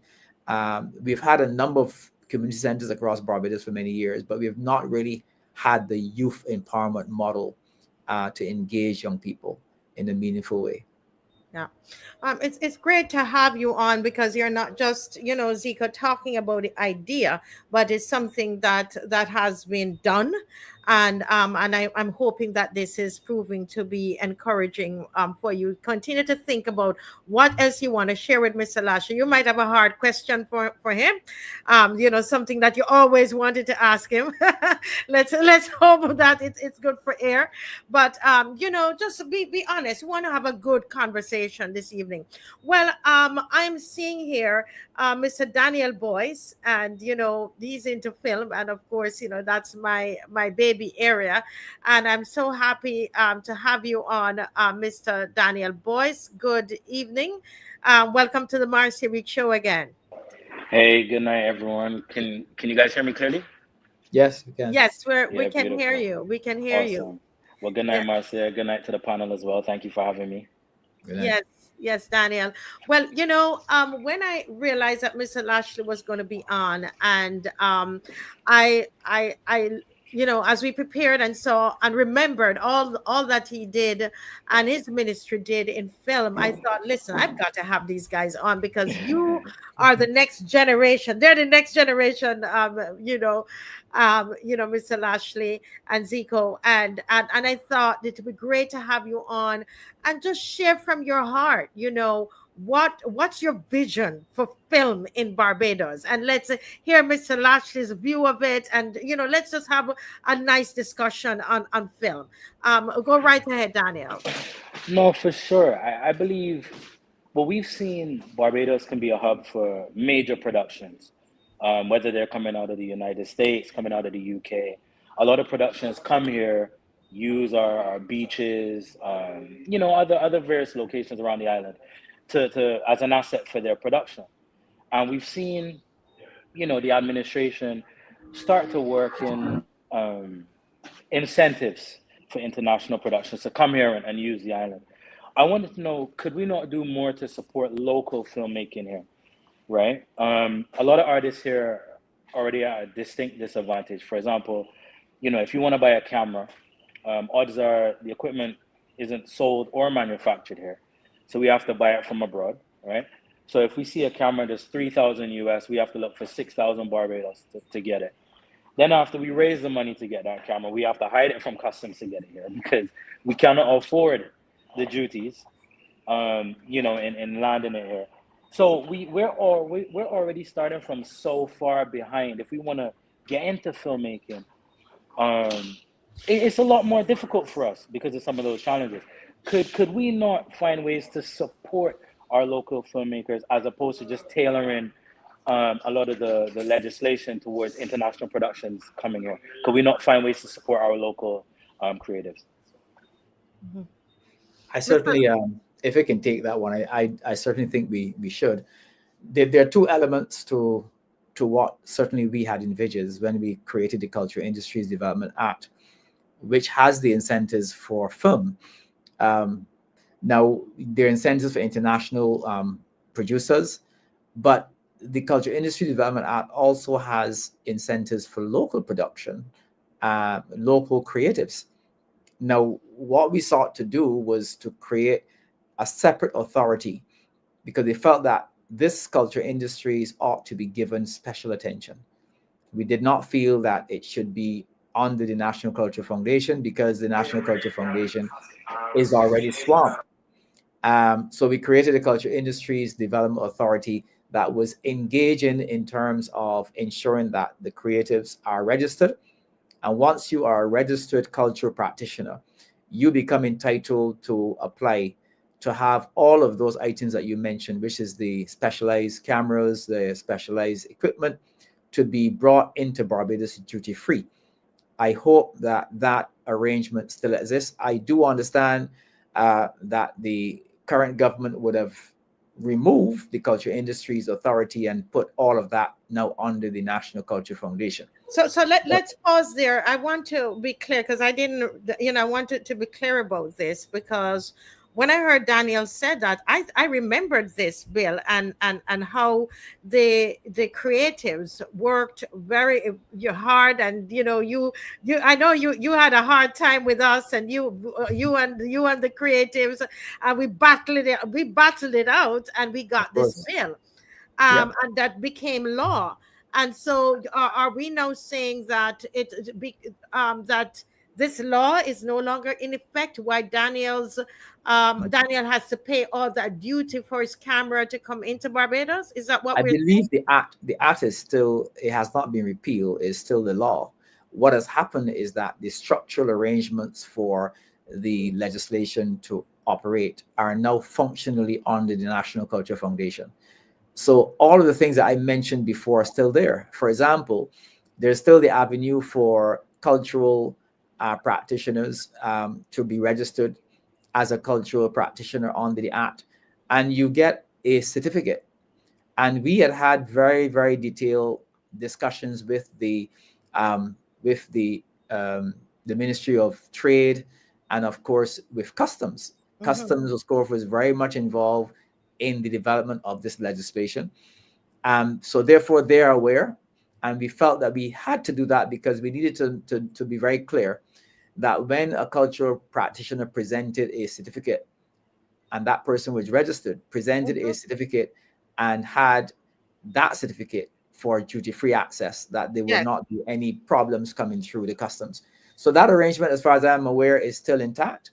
I would suggest that you contact the National Culture Foundation. I would have had it differently because I did not believe that the National Culture Foundation had the capacity to deal with this in the way that it should be. So under our version of it, where we had the Culture Industry Development Authority, you would have just had to go into the authority and you'll be walked through in terms of how you can access these incentives. So once you are into that business as a cultural practitioner, a filmmaker, you are entitled, even now, you're entitled to get your items brought into Barbados duty-free. Have you queried this with the NCF at any point in time? Go ahead, Daniel. Yeah, I have. So I actually posed that question intentionally because I was aware of you know what you guys' efforts. I was a recipient of a grant through BOYCE, you know, under the previous administration, and then obviously when that was taken, when BOYCE was now merged with NCF, A lot of the policies remained, but accessing the policies was a difficult part. So I have attempted to import, and not just me and a wealth of other artists have attempted to, be guided under these policies to access these incentives. But not only is accessing the information difficult now, even applying for it is rather difficult, right? At one point, it was a bit easier when we still had a film commissioner. I think that role has been since removed, and I don't think they've replaced that role yet. So it's I say that to say it's quite challenging. I've heard talks of it, moving from NCF and going into Export Barbados. It seems to be accessing it seems to be confusing, and customs don't seem to be, wise on the subject either. It is no one seems to know what's going on. I think when you have a good thing going, it should not suffer from just wanton governmental change. And I believe one of the criticisms that I had, and certainly I was a fierce defender of the creative sector, even in the cabinet that I was a member, is that I felt that if we were seeking to create a third limb of economic development in Barbados, that we needed to put our money where our mouths were. I was not going to tolerate having a bit of legislation on the statute books that was not empowered by sound finances. And I can tell you this story because when we took this bill to Parliament, I remember introducing this bill and having in the Parliament, in the visitors gallery, it was flooded with artists, with cultural artists who came down to hear the debate. But when we were ready to proclaim the legislation, which is to bring it into law, I was told by the Ministry of Finance that we could not go ahead with the legislation because we had a recession. And when I asked when we can go ahead with it, they said, well, as soon as we can get over the recession, And here was the Ministry of Finance telling me that this key engine of economic growth had to be delayed because we were into a recession. And I recall saying to the Ministry of Finance that I will do no such thing. So in the ministry itself, the reason why we have an act of parliament that has been proclaimed is because this minister said to my ministry, we are going to rearrange our financing in a way, divert financing into this particular area, and ensure that this legislation can be proclaimed. So, and of course, I remember the issue. We did put in place a film commissioner because you need a film commissioner. That person had a website. They were empowered, and they were there to assist young practitioners get ahead, as well as to interact, of course, with international major film producers. But it is going to be very critical to get to the bottom of this because you can't have incentives in words only. These incentives are meant to be provided to the practitioners, and the funding is there because we have the sports and the arts and sports fund, which is generated through the lottery, and monies are there to provide the grants and the other incentives to the practitioners. So I'll be very happy to perhaps learn what has been happening to it, but I did in a different forum, in the other forum, voice my concerns about placing this particular very important aspect onto the NCF, which is already, labored. They complain they don't have enough resources to even run crop over. And as you can see, they too had to be dealing with Carifesta. So you have a number of highly talented people, I must say, at the NCF, but they're stretched to capacity. So why would you put such an important emerging economic engine into the NCF that itself need some space to do what it traditionally does? It boggles my mind.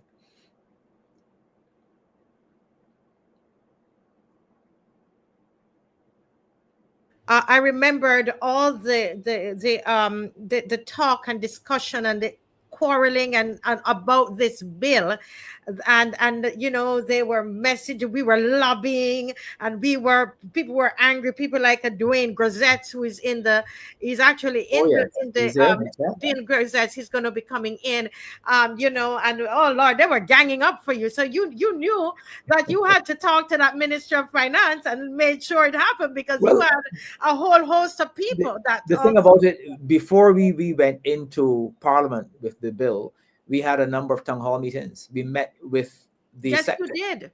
We met with the sector. I remember feeling some very difficult questions from persons who felt that they had been ignored. He said, "We have gone this way before, Minister. We have gone this way before. We feel we have been ignored." And I gave them my solid word that that will not happen under my watch. Yes, So yes. when the Ministry of Finance told me to hang in there, I told them it is not going to happen. We are going to find the wherewithal. And we found the money to set up the Culture Industries Authority. We found the money to start giving grants. We found the money to start the creation of that impetus. And I am sad really that it has not benefited persons in the way that it should benefit. But I think that in Barbados, you know, like we have this notion that, and I can tell you this, there were projects that I would have allowed to continue when I entered government that were done or started by the Barbados Labour Party, because I am not looking at who started. I'm looking at who will benefit from it. And I think that, you know, certainly we need to have that film commission in place, and we need to have. I do not in any way support having the culture industries under the NCF. I think it should be under its own umbrella and given the impetus that it should get, so that the creatives can begin to get their grants, can access the services. Because if you don't do this, this sector is not going to develop as rapidly as we will want it to. There are a host of opportunities, but the engine of that must be the funding to allow persons like my friend to have access to the specialized cameras, editing facilities as well. As you know, I mean, one of the things that we focus on in the digital media program in the ministry, training persons in editing. And I don't know if you noticed, but at one point, and this was a program that I inherited, digital media. When I came to the ministry, there was a digital media program. I did not stop it because I saw the potential. I saw it benefiting young people. In fact, we had gotten so advanced that young people in Barbados were editing international raw footage. Yes. In other words, you had footage coming in from major movie producers across the world, and there were young people who were here editing that footage and then sending it back out to those producers. So I think the potential is huge, but we have to have the what I would say, the fortitude to move ahead with it. Yeah, you know, and Zico, feel free to jump in anytime. But let me go back to Daniel, and then we're going to have Mr. Dwayne Grazette, one of the great minds, and you know, concerning culture, I believe, and arts in Barbados. But let me go back to Daniel. Daniel, you know, we benefited, Dave and I, step by step, from having a film commissioner. This is towards the end, because we were one of those who pushed and rallied for a film commissioner. Now you are the younger ones carrying on this, you know, the part of the film industry. What has been the impact on your business in not having a film commissioner? Minister Lashley would have left that in place, but it's no longer there. How has that impacted your business as a filmmaker?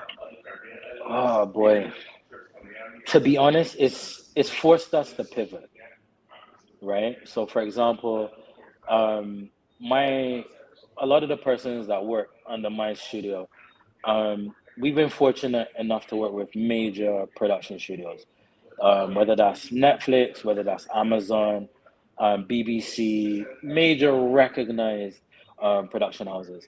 And oftentimes we've had to take those productions to neighboring islands like St. Lucia, for example, because of the challenges of accessing certain incentives, because these studios, when they come, they want to know what concessions they're going to get, because they're bringing a lot of revenue to the island. They want concessions. Even figuring out what those concessions are at this current point in time was such a challenge. You know, we were jumping between NCF, Export Barbados. We couldn't figure it out. We couldn't figure out what incentives were in place. So that's forced us to, you know, take major productions to a St. Lucia. That's almost forced us to come to a point where we're like, maybe we give up on trying to make it work in Barbados. We still tell Barbadian stories, but if it's such a challenge to make it work here, we may have to tell those stories in other places, right? So the lack of a film commissioner, which, you know, would have acted as a liaison between us and government offices, you know, not having access to that has been challenging, you know. So luckily it hasn't impacted us financially that much, because we've been able to pivot. But what that's done is that's limited the sector. So for example, if we take work to St. Lucia, that's about, you know, 30 jobs within that production that St. Lucians will benefit from. If we do it in LA, Americans will benefit from it, as opposed to Barbadians, you know, directly benefiting from that. So it's been challenging. I'm not gonna lie to you, it's been challenging. And like I said, it's not just me that's finding it challenging within the sectors. It's most of our colleagues. Yeah, and Minister Lashley, former Minister Lashley, this was one of the things I remembered. You wanted to alleviate some of this for the practitioners, for those in the industry. You didn't want to hear this story today, which is why that was put in place, because we were badgering you about a film commission. How do you, as Mr. Dwayne Grazette, let me see if he's still there, right? I'm going to get ready to bring him in while you're answering this question. Listening to Daniel's, you know, and recounting some of the challenges that he's had not having a film commission. What's going through your head, sir? You're muted. Okay. You're Sorry. muted. Yes. Can you hear me now? Yes, we can hear you. Right. I am amazed, because I felt that we had done so much to put in the full commission in place. Certainly I was lobbied on it. Persons were knocking on my door to have the film commissioner in place, and we moved very quickly and ensured that the film commissioner, but not only the film commissioner by office, we then ensure that that person can be resourced. So that particular person functioned within the context of the Culture Industries Authority. They then had the facilities for the international standardized website to function. But you see, without the structure in place, I think that is certainly a backward step towards what we wanted to achieve. And, you know, lots of money and funds were allocated and used towards getting us to that stage. So imagine, I mean, and as you know, even in Carifesta 13, one of the very important areas that we focused on during that festival was film. Yes. That was a big part of Carifesta 13, and that was meant to catapult the sector even forward. And you'll find that certainly, and I think the difference between our vision of Carifesta, we positioned Carifesta and elements of Carifesta towards. Don't get into that yet. We're going to jump to that very soon. So yes. In film, though, in relation to film, what is necessary there is that you cannot have the culture industries segments, particularly those areas that deal with the incentives, doing the connection between the sector and customs, for example. The role of a designated authority was to ensure that if cultural practitioner X was having a problem with customs, there'll be an intervention. You come into CEDA, and somebody would actually make that intervention on your behalf to make sure that you can get your items in duty-free, period. So there wasn't a lot of bureaucracy to it. It was an attempt to remove the bureaucracy and level the playing field. So that made it even easier for the artists to perform. You didn't have all the headaches and that kind of thing. So I knew actually that when it was taken and shifted to the NCF, that it would basically not be functional. but who are suffering? The practitioners are suffering, and the economy of Barbados is suffering as a result of it. Yeah, and a lot of the things that you did, you were listening to the stakeholders. You were listening to the practitioners, those in the industry, and you moved accordingly. Before I get to Mr. DWAYNE Grazette, I want to bring ZICO in, because you are involved, ZICO, with the youth very directly. And your life has been transformed by a film, Hush, the Hush film that the same ministry here helped us with. So, ZICO, you're listening to this. What impact do you think this is going to could have on young people and some of the behaviors and so on that we see happening? Even before we even start, one of the most important pillars of any country is the youth and its culture. Anytime you want to know the position and the strength of a country, just look at this culture and look at its youth. So even we start talking about community spirit, the only way you can revive community spirit is by the involvement of youth. Even children run about in the community with who's your mother, who's your father, getting to know each other. It starts like that. It starts with the youth. We was talking about the Hush film. Yes, Hush was very, very instrumental in my life, and then it also transitioned me into dance. And it hurt me because for the past couple of years, I remember Dance Fest selling out the gymnasium, I had so many young people, having so many young men coming off the blocks and getting involved into dance. Most of them dropped out because it was asking what's next, how this get impact my life, how we can eat off of dancing, and then they got themselves involved in drugs and guns and different stuff along those kind of lines. Some people did not go in that direction, but the majority did, because they wanted to know what was next. Eventually Dance Fest eventually faded away. The involvement wasn't that strong anymore. Community eventually drift from it. And when you look at it, there's not much. If you had a point right now and say, what is the biggest cultural event that predominantly has youth? What are you going to say? This could do, it must be something more than that. And Dance Fest was one of them.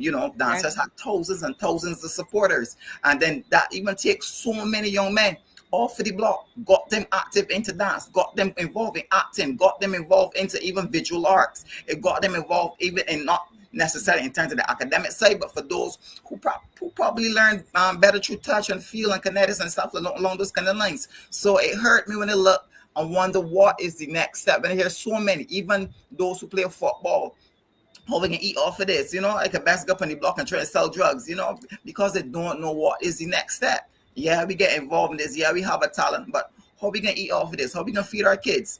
I think, and that's one of the saddest things, especially when it comes to Dance Fest. I mean, Dance Fest had so many youth involved, and even if you was not a dancer, you wanted to become a dancer because you wanted to be part of something. And it's something, it teaches us leadership, it teaches us discipline, it teaches us camaraderie, it teaches us brotherhood. I mean, and this here takes you a long way. This here builds you in so many. So somebody may say, "Man, just dance," but no, it's the things that come with it. It's the things that actually develop me along these lines. Even though I was talking about the ambassador program as well. I mean, this fast track me the workshops, how to manage time, how to manage your money, how to deal with the media. These things I would have never learned in school, So when we looking at these things, somebody just dancing, somebody just want to play football. No, it builds so many things in young people. And if we're going to talk about community spirit and revitalizing the community spirit, we must start talking about the youth. We must start talking about what are we going to do in terms of our culture, because when people come here, they want to see the culture, and we cannot continue to sell rum and rum, sun and sea. I mean, it must be something else. We must invest back into these activities as well. Red is dance, red is film, red is visual arts, red is NIFCA, and heavily pay attention to it, because it goes a long way. Like, for instance, Hush. When I was invited to be part of Hush, I mean, that changed my life in a drastic way, because when I played in it, eventually I see the Hush film, I see with this and that, and then for the first time, I found myself doing something that I like, and it made me start to think, what really and truly is my purpose? Like, what's the direction I'm looking to take my life? And I just started thinking critically.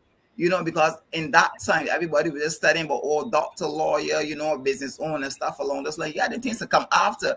But until you really get the youth and inject them into something they are passionate about, then these things start to follow.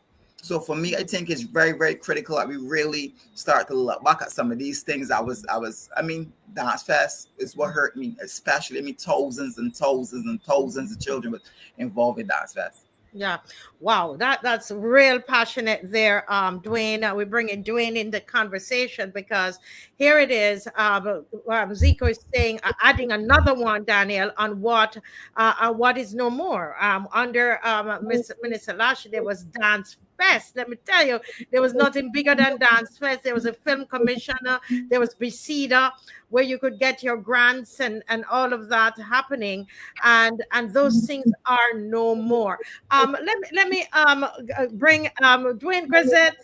It's good to see you. Look how you're getting yourself in trouble again now tonight. You're on the show. I was asked this year in January, I needed to apologize to Carl Roberts and Shanta Monroe Night for coming on this show last year. And I said I will not do it because it's about the people. It's not about me. It's not about this government. It's about the people.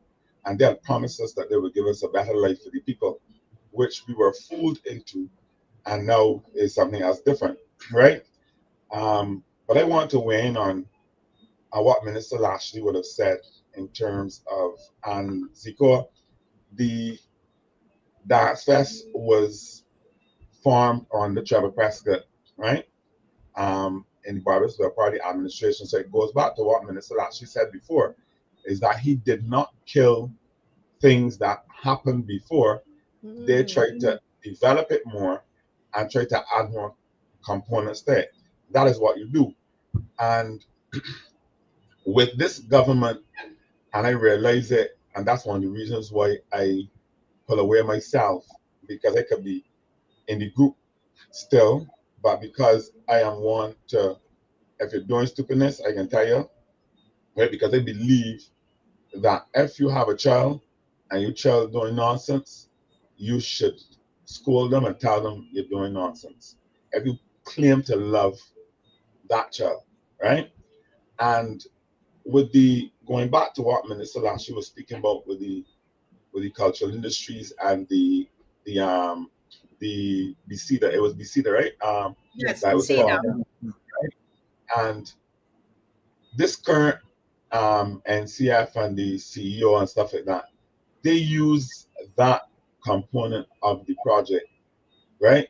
To I will call it to buy artists, to buy cultural practitioners. So if you don't agree with what they say, you come out and you speak about what they say, you ain't getting the funding. So you're victimizing people because of how and what they feel, right? I know it for a fact because it happens to me, right? So you want to victimize people because they're telling you this is not right, this is what we want to see, right? It's either my way for them or the highway.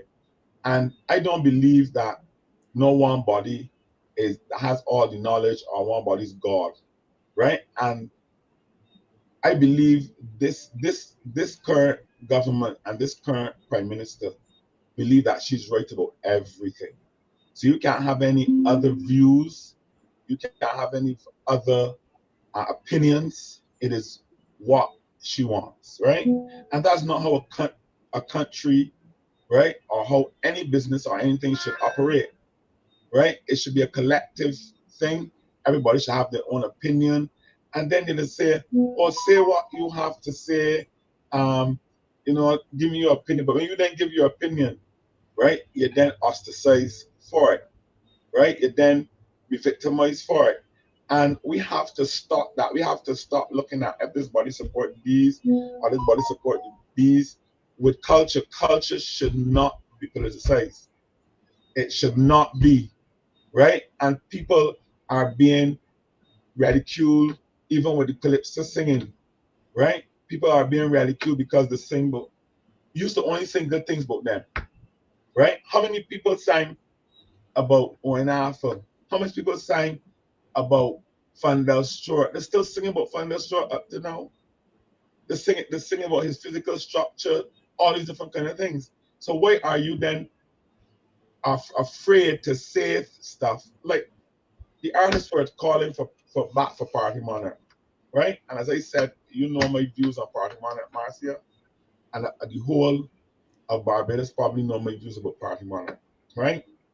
And they brought Masha Montana here about a week or two ago, and I was in the midst of a conversation with some of the artists the same night that it happened, right? And the artists were really upset. But you know what? A lot of them won't say anything because they feel they may not get to good displays, they may not get the funding. So, and they're dependent on them.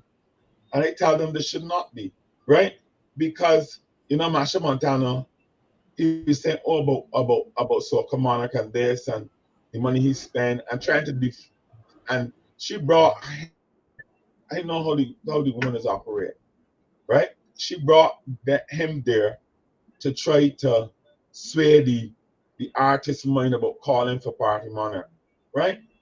When Party Monarch is a commercial arm, right? When we went, this is more than 15 years ago, when we went to the Prime Minister's office under Owen Arthur was the minister, and the Minister of State for Culture was Reverend Atherley.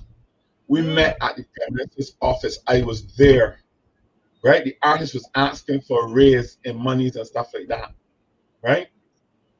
They asked the then CEO at the time was Ian Eswick at that meeting. He was saying that he can afford to give the artists an increase, right?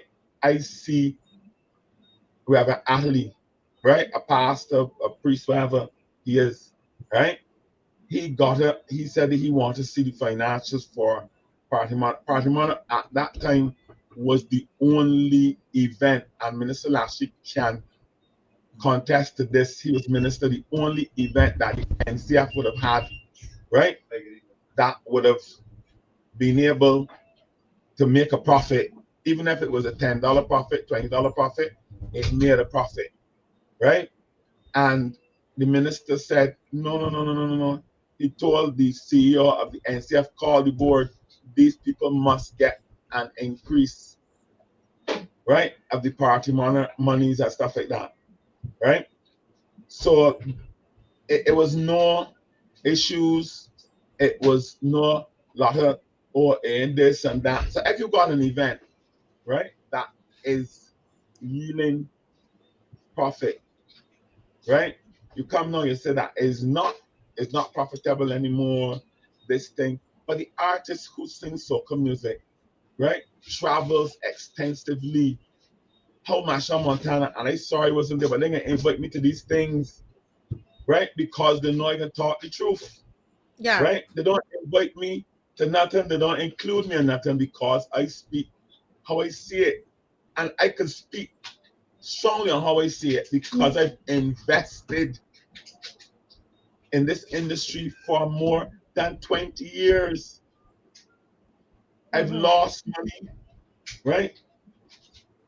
And I'm still investing in the arts in this country. So I understand, I know how these artists survive. And it's not only the calypsonians, the soca artists, it's also the graphic people who got to do the ads and who got to do the and these graphic people and with the guy there with the TV productions and stuff like that, right?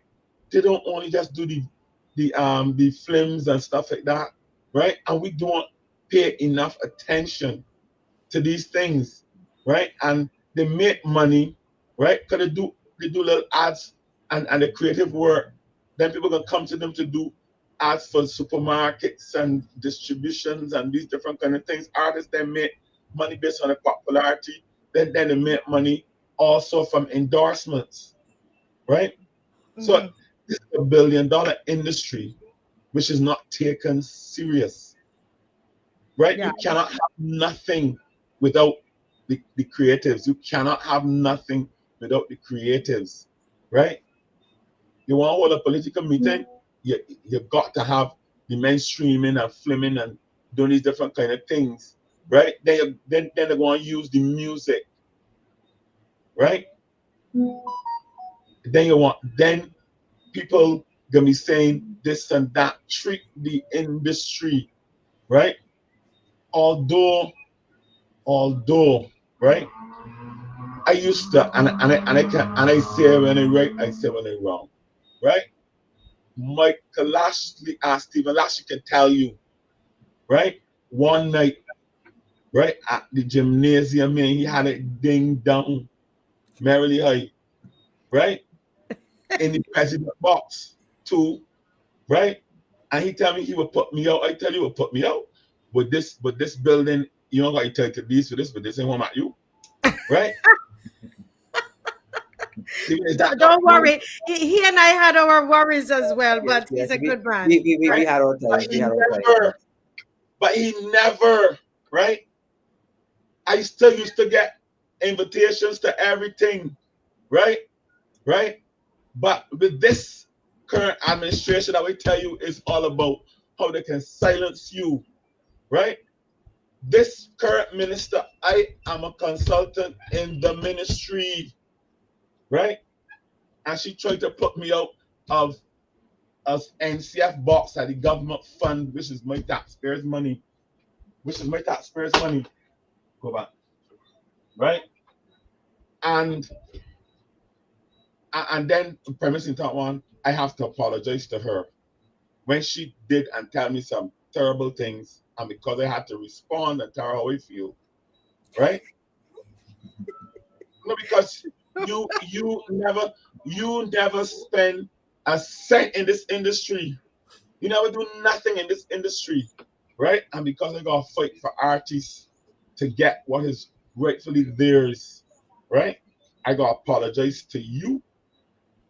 And as a consultant this year, I sent an email. I have everything, and I do it, and I have it documented to prove when I speak, right? Because the last time I spoke, right, I got a letter from Stephen, the current minister of youth, when I spoke and I said about the programs, right, and stuff like that, right? He sent me a letter from, and I can pull up the letter and show you too, right? From for holder send me a letter telling me I got a week to go and publicly apologize, right? Or he gonna sue me. I tell you, come and sue me though, because they got the proof and evidence to prove, right? So everything you got to tell them was Stephen Lashley he did. He never sent me a letter yet. And I thought, he never sent me a letter yet. And I said worse things about he. But hold a minute there, Dwayne. We're going to come back to that because I know because the cultural industry, they were not playing with Mr. Lashley. And Mr. Lashley, the same way you see, he's calm there, it's firm, but he no flaring up. But I see Daniel, you're shaking your head, Daniel, when you hear Mr. Grazette speaking. Why are you shaking your head? We're going to get to you, Mr. Lashley. Sometimes it's good to hear from them. Why are you shaking your head, Daniel? No, because I understand it firsthand. You know, as I would have said before, earlier this year, we brought projects that we wanted to bring to the country, about 20 million US worth of projects, and they got shut down. You know what I mean? They got shut down. They embarrassed us too, actually, in front of Paramount. Daniel, you better don't say that, or the minister might send you a letter too. Boy, to tell you that that's not true. Boy, I got evidence. But Daniel got the evidence. Daniel got the evidence. So I have evidence as well. And they still send you a letter, you know, I mean, for speaking your truth. So Daniel, let me ask you something. You're saying that your experience is that you would bring ideas like this $20 million and in business, you know, filmmaking and so on. Can you tell us, give us the short version of that? I see Mr. Lashley's eyes bob open when you said that. So give him the short version of that, and then we will hear from him. The short version of that was we had a unique opportunity to bring quite a few TV shows here, right? Paramount wanted, well, they were in talks, you know, to set up a film hub here, and the process was just laden by bureaucracy, and then eventually it got shut down. You know, it got shut down, and that was a project that I thought would have well, not even I thought it would have brought tremendous amounts of money for creatives. Like, for example, an assistant, a PA, might have made about $40,000 for the month. You know what I mean? Which is crazy money for a PA. You know what I mean? So I'm shaking my head because I know it firsthand. You know, I know it firsthand.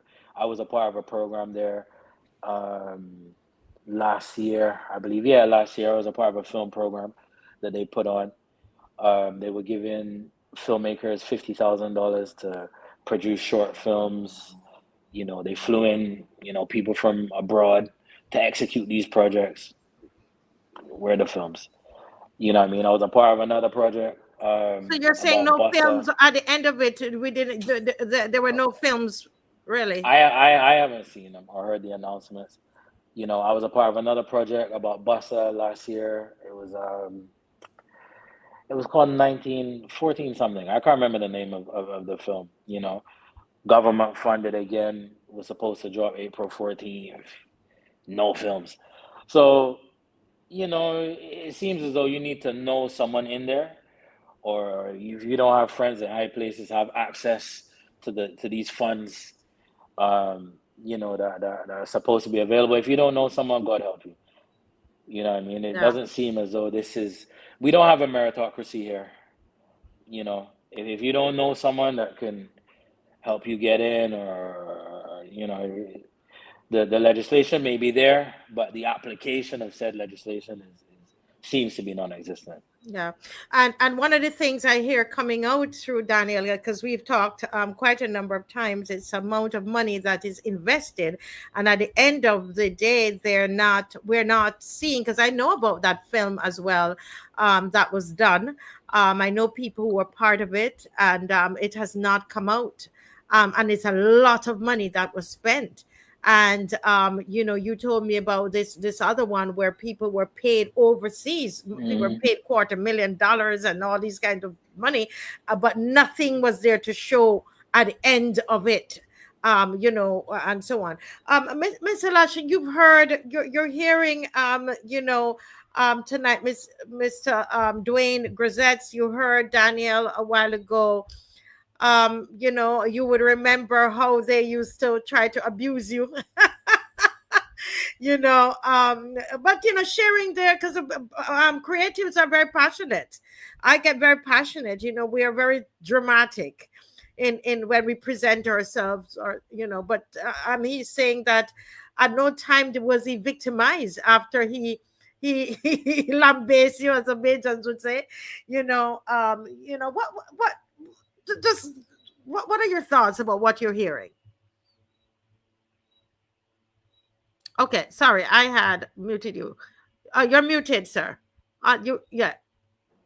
Yes, go right ahead. Okay now? Yes, you're good now. Well, I remember it's not only Mr. Grazette that I would have some very healthy exchanges with, but at the end of the day, I think if we disagree, we disagree. But then it ended there. That was all that it was. Creatives, in my view, need to be, and this is why we set out the structure, because if you have an opportunity to do business with a counterpart, whether in Barbados or elsewhere, you don't have time to go up to ask a minister to put in a plug for you. You don't have that time. And the purpose of setting up the structure of the Culture Industries Authority and stuff like that was to ensure that once you are a registered practitioner, you can go and get your whatever you want done without having to go to anybody. I mean, I can tell you that the reports that came to me about culture projects that were approved, I used to get the reports, but I never oftentimes knew who the persons were. They were free to go, and once they qualify, they get the funding and so on approved.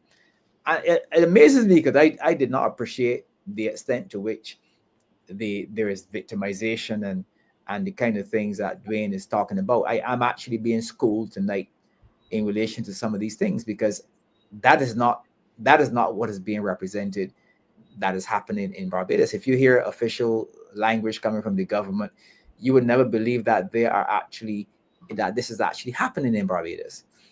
It is a real backward step, because I am kind of like a bit shocked about what I'm hearing, because if this is what is happening, then you are not advancing the sector. You are not taking it forward in the way that it should go forward.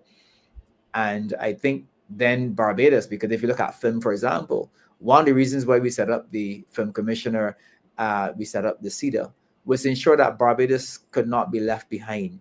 Mm-hmm. And if you don't have these structures, then Barbados is easily overlooked, both in terms of the training that is necessary, because we felt, and I can tell you this, we felt very strongly that and if you look at the legislation, we did not just provide incentives to international filmmakers. We had certain conditionalities attached to how they are going to function when they come into Barbados. The transfer of knowledge and expertise were very important, so that if you come into Barbados, then certainly you can't decide you're going to bring that all of the people you're going to hire, you're going to bring them in.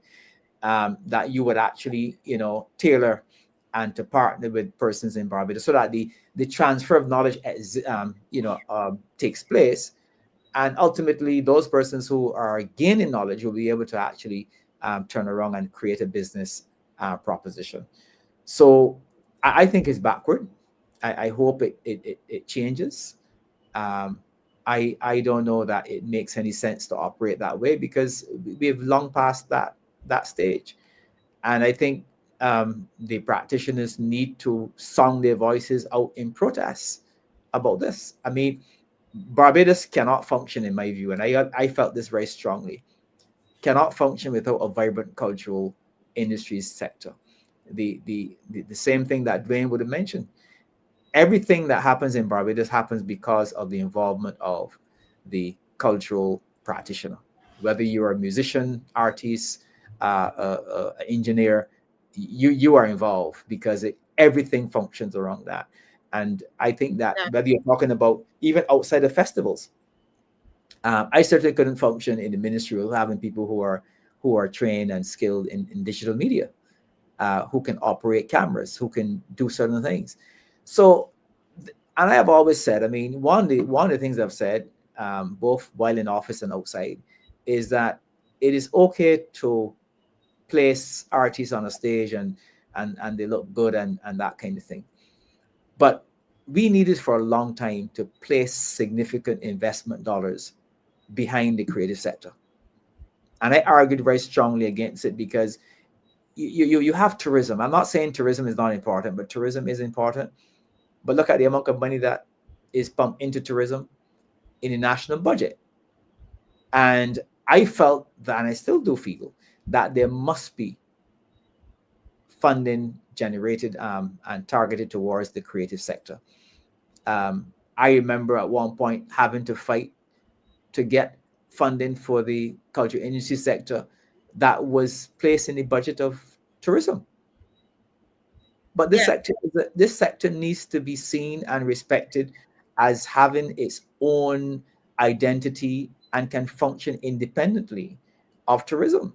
Tourism, if you look at it, tourism must be a subsector of culture, not the other way around. And I found it interesting, because I always use the example during the COVID period, those 2 years where you could not venture out of your house and stuff like that, underscored the importance of the creative sector. In fact, if you look at the statistics, it was the only sector that proved to be resilient during the shutdown. Tourism fell flat because people could not travel. Yes. So I think we have to sound our voices about this, and wrong. This is really an embarrassing disclosure tonight, because I did not know. I knew that the responsibility for the culture industries had gone to the NCF. I spoken about it, but I did not know to the extent, because when I raised the question, I was told, yes, but everything that the creatives could have gotten on the CEDA, on the BCEDA, they can get onto the NCF. But now I'm hearing a complete different story, and that's tragic. That's Yeah, very it is. tragic. Yeah. Before we go into Carifesta, because we're not going to have any time for people to call in, but we're going to go have our discussion, go into Carifesta. I see, Daniel, you've been putting up your hand about 2 times, and so I know I know this is so important to you. So go right ahead, Daniel, and make your comment before we go into Carifesta. Sure. There were two things I wanted to touch on quite briefly. One, it's very difficult for creatives to sound their voices because a lot of creatives are reliant on work grants from the NCF to survive. So if you sound your voice against the organization, you risk drying up your entire revenue stream. So a lot of persons are not willing to take that chance. And secondly, you mentioned tourism. I would like persons to consider film tourism is a huge market. You look at persons traveling to Scotland to visit, where Game of Thrones was filmed. St. Vincent, where they did Pirates of the Caribbean. I think they go to South Africa to go to Love Island's house. Film tourism is a huge sector. If you had TV shows here, and let's say a TV show was filmed at Bottom Bay, people would fly in to see where that TV show was filmed. And when we're talking about things not being, lost through bureaucracy, I can give you a personal anecdote, for example. So I not only do I do film and TV, I do music videos as well, right? So I do music videos for prominent dancehall artists.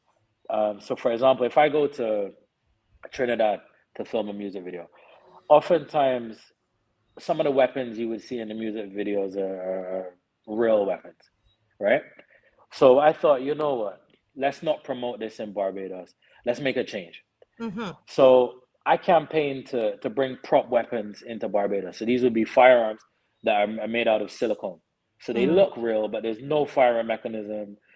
There's no nozzle. They're a mold, but they look real on camera, right? I've had an application to get these props into Barbados stuck in government for about 2 years. So imagine I'm trying to use fake weapons to cut down on the amount of illegal firearms you see on production. I'm trying to do it the right way. But that, is lost within bureaucracy. So it's, as I said, it's easy to say, well, yeah, the policies are there. You have access to them. But again, it seems as if you don't know someone within, that organization, it's very difficult to get through. Yeah, you can't get through. Well, we're gonna thank you so much for that sharing that experience with us, Daniel. But we're going to transition into talking about Carifesta. And let me go to ZICO. ZICO, have you attended any of the Carifesta events? I went on the Thursday night to see the Bahamians, and it was wonderful.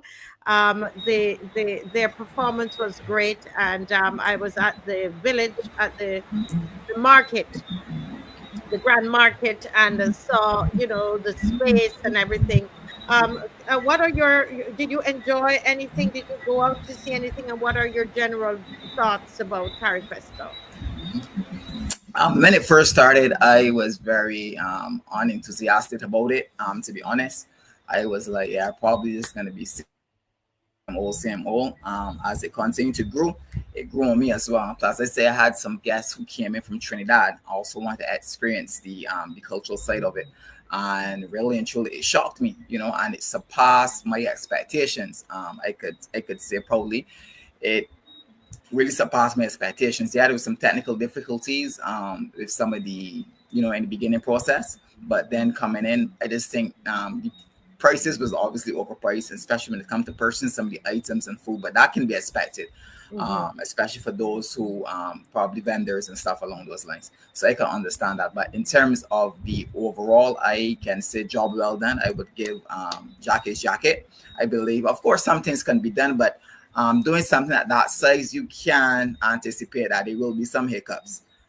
But it surpassed my expectations because my expectations was really low. So that goes to say, but surprisingly, yeah, I could say job well done. Yes. Well, thank you, ZICO. This is a night that I went as well.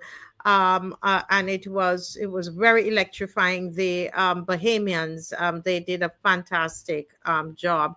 Let me go to Dwayne Grazette. Dwayne, did you go to any of the events of Carifesta? And it's over. The 10 days are over. What are your general views about Carifesta? Marcia, I did not go to anything at all. That's strange. I did not attend anything at all. I watched some of it on television, on the streams and whatever, but I went to nothing at all. And I did not go because one, when it first started, it was a mass of confusion because I believe that if you fail to plan, you plan to fail, right? And at the end of the day, I did not want to go either because everybody was calling me, wanting to know if I was involved in it and was asking questions about it, and I knew nothing. So I just didn't want to be going to people to be asking me and talking to my ear, complaining and these different kind of things, because I had a lot of it on my phone. And you know, we spoke about it once or twice, Marcia, as well. Yes. And so I just say, you know, well, let me keep away from it. And also because of how this government and this minister and stuff like that operates, I didn't get anything about to embarrass me. Right? Because I know if they embarrass me, it would have taken a whole different turn. So you know what to do, keep out the people thing. The people, right? So, what are your general concerns? What are your general concerns about Carifesta? My general concern from the beginning was that the NCF should have not been doing crop over and then doing Carifesta too. It should have been separated. That's where a lot of the confusion at the beginning started, right? And you know, and I believe that it could have been, and for what I saw in terms of on this media and their PR of it, that it was the best thing since sliced bread. So I don't want to go and say that it was not good. I know that the artists and the cultural people around the region are going to deliver, right? So it is not a question about the artists and about the performances, because I know that the artists will deliver, right? But it is about where is it going to go from here? How is it going to elevate and transition into sales for the artists? And I think that with the Carifesta, what should have been done as well is that we should have been inviting major players from across the globe to come to Barbados, buyers from in New York, Miami, Africa, all over. We should have been inviting them here to actually see the products and the services and stuff like that as offered by the Caribbean, and try to link deals in terms of, again, mass productions done outside, so that the person's products can travel further than just the marketplace here, right? But they should travel beyond that, and people can then make millions from their wonderful products. Because I know that there are a lot of good products that the Caribbean people have, that they've created, but they need a breakthrough, they need a conduit to get out there to the world. And I thought that that would have been one of the key things that should have happened, because when we do that, then we put in the Caribbean on the market, on the world, and because we have X amount of people in the Caribbean, but there are billions and billions of people in the world. And if, you know, if, for instance, somebody doing a rum punch, and we could have brought in, you know, people from, you know, from the place that is made, that is manufactured a lot of the big cognacs and the different things and all that. And we had brought them in, right? And let them try the things, speak to the people. You never know, somebody could have bottled a Caribbean rum punch from somewhere and buy the rights to it. And buying the rights to it is millions and billions of dollars, right? And then distributing it across the world, across the globe. And those are the things that I look for in these kind of activities when you're spending millions of dollars. Because as I heard Stephen said earlier, he wanted to hear what the budget was for this Carifesta, right? I heard, I'm going based on what I heard. I ain't seen the figures, but I heard that they went over budget by 4 million, right? I don't know what was the original budget. I heard that it was 8 million or something like that was voted in Parliament. I'm not sure. I didn't went and look at the figures as yet for myself, but I'm interested to hear what was the spend on it and what was the ROI on it, the return on the investment. I know we have a fabulous venue now that is for the arts. I want to know how it is going to be used after, right? I myself want to actually use it for something, right? But I don't know how that is going to be possible because I might not want to let me use it. But basically, that's what I wanted to find out. And when these things are not done properly, right? And when these things are not planned properly, is because we have a lot of people who pretend that they care about the artists and the creative industries, but they don't care about the creative industries. They only care what the artists and the creative industries can do for them when they get ready to politic, right? And they want to jump up on the stage and let the artist to them is the best thing, right? When they're not interested. They're not interested, and you know why they're not interested? Because culture is about passion. You have to have the passion for it. And anything that we do, you gotta have the passion for it and to see that it goes where it has to go. Right? Nice. And that I keep on saying that all the time. And one of the things that I was brought into with the current prime minister before she became the prime minister, right, is that she wanted to develop the industry. And I believe that the industry needs a total restructuring, a total makeover, right, of the culture industry so that it can reach the people that it needs to reach, and that it can help the persons that it needs to help. And one of the things that they were talking about that I was very interested in is separating the NCF, right, from the actual festival. So there was supposed to be a festivals and event bureau, right, or festival and events separate thing. And then there was the NCF, which concentrates more on the development, right? I give them credit too for trying to do or trying to help develop the artists, but they're also going about it the wrong way. Yes.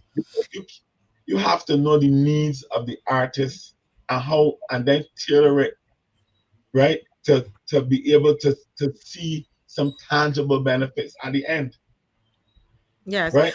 but Dwayne, let me just because I'm making some notes of what you're saying there, but I think Daniel is still there. I know he has to go. Daniel, you're still there, right? So I'm just gonna make a comment before Mr. Lashley comes because we're gonna have some time to go back and forth. Daniel, you're listening to Mr. Grazette, and you're a practitioner as well. What are your overall thoughts about Carifesta? As an artist, you went there, you look on, you see the new spaces. And you're a businessman, you're a cultural entrepreneur. What's going on in your mind as you see these things?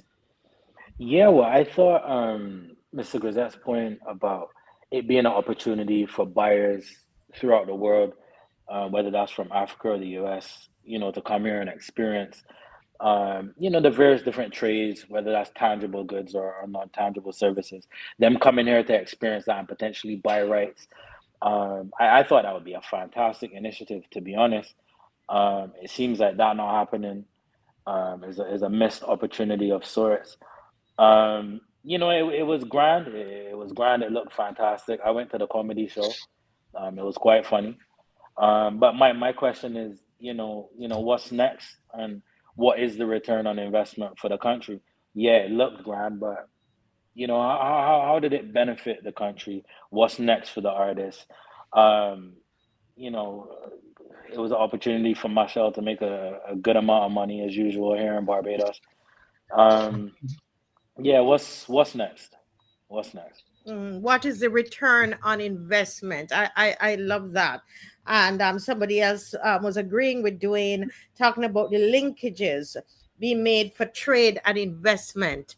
And I'm going to go to Mr. Lashley, but I remembered something, Dwayne and ZICO, because I know that Daniel will have to go, that occurred with our films and changed what we did and how we were able to make money. When there was a diaspora conference, and what happened, Mr. Grazette, is that we were given the opportunity to make a presentation to the diaspora about our films, and that was a game changer. It opened up London, it opened up New York, we were traveling with suitcases of DVDs, and at that time was DVDs, and we came back with it empty, Mr. Lashley. And so I think I always love to talk to Mr. Grazette because he's always forward thinking. I love that, because really that's what happened to us, and what opened the door for us to want to do films for, and when we're doing the film, we're thinking about the international market. That what happened at Lord Erskine Sandiford in allowing us, the Ministry of Culture allowing us, under Stephen Lashley at the time, I think it was, to be able to speak to the diaspora, to show them our films, was a game changer for us. But Mr. Lashley, what are your overall views about this Carifesta? You would have done Carifesta 13. With this Carifesta, there are, you talked about a lot of spaces that were renovated, the gymnasium, you talked about the Daphne Hackett Theatre, Joseph Hackett Theatre, that we now have as a result of it. As you look at this festival on a whole, somebody who would have put one on, what are some of the takeaways, the concerns, the things we need to celebrate, etc.? Yes, thank you, Marcia. I think I always say Carifesta presents a captive opportunity to showcase the collective and individual talents of the region.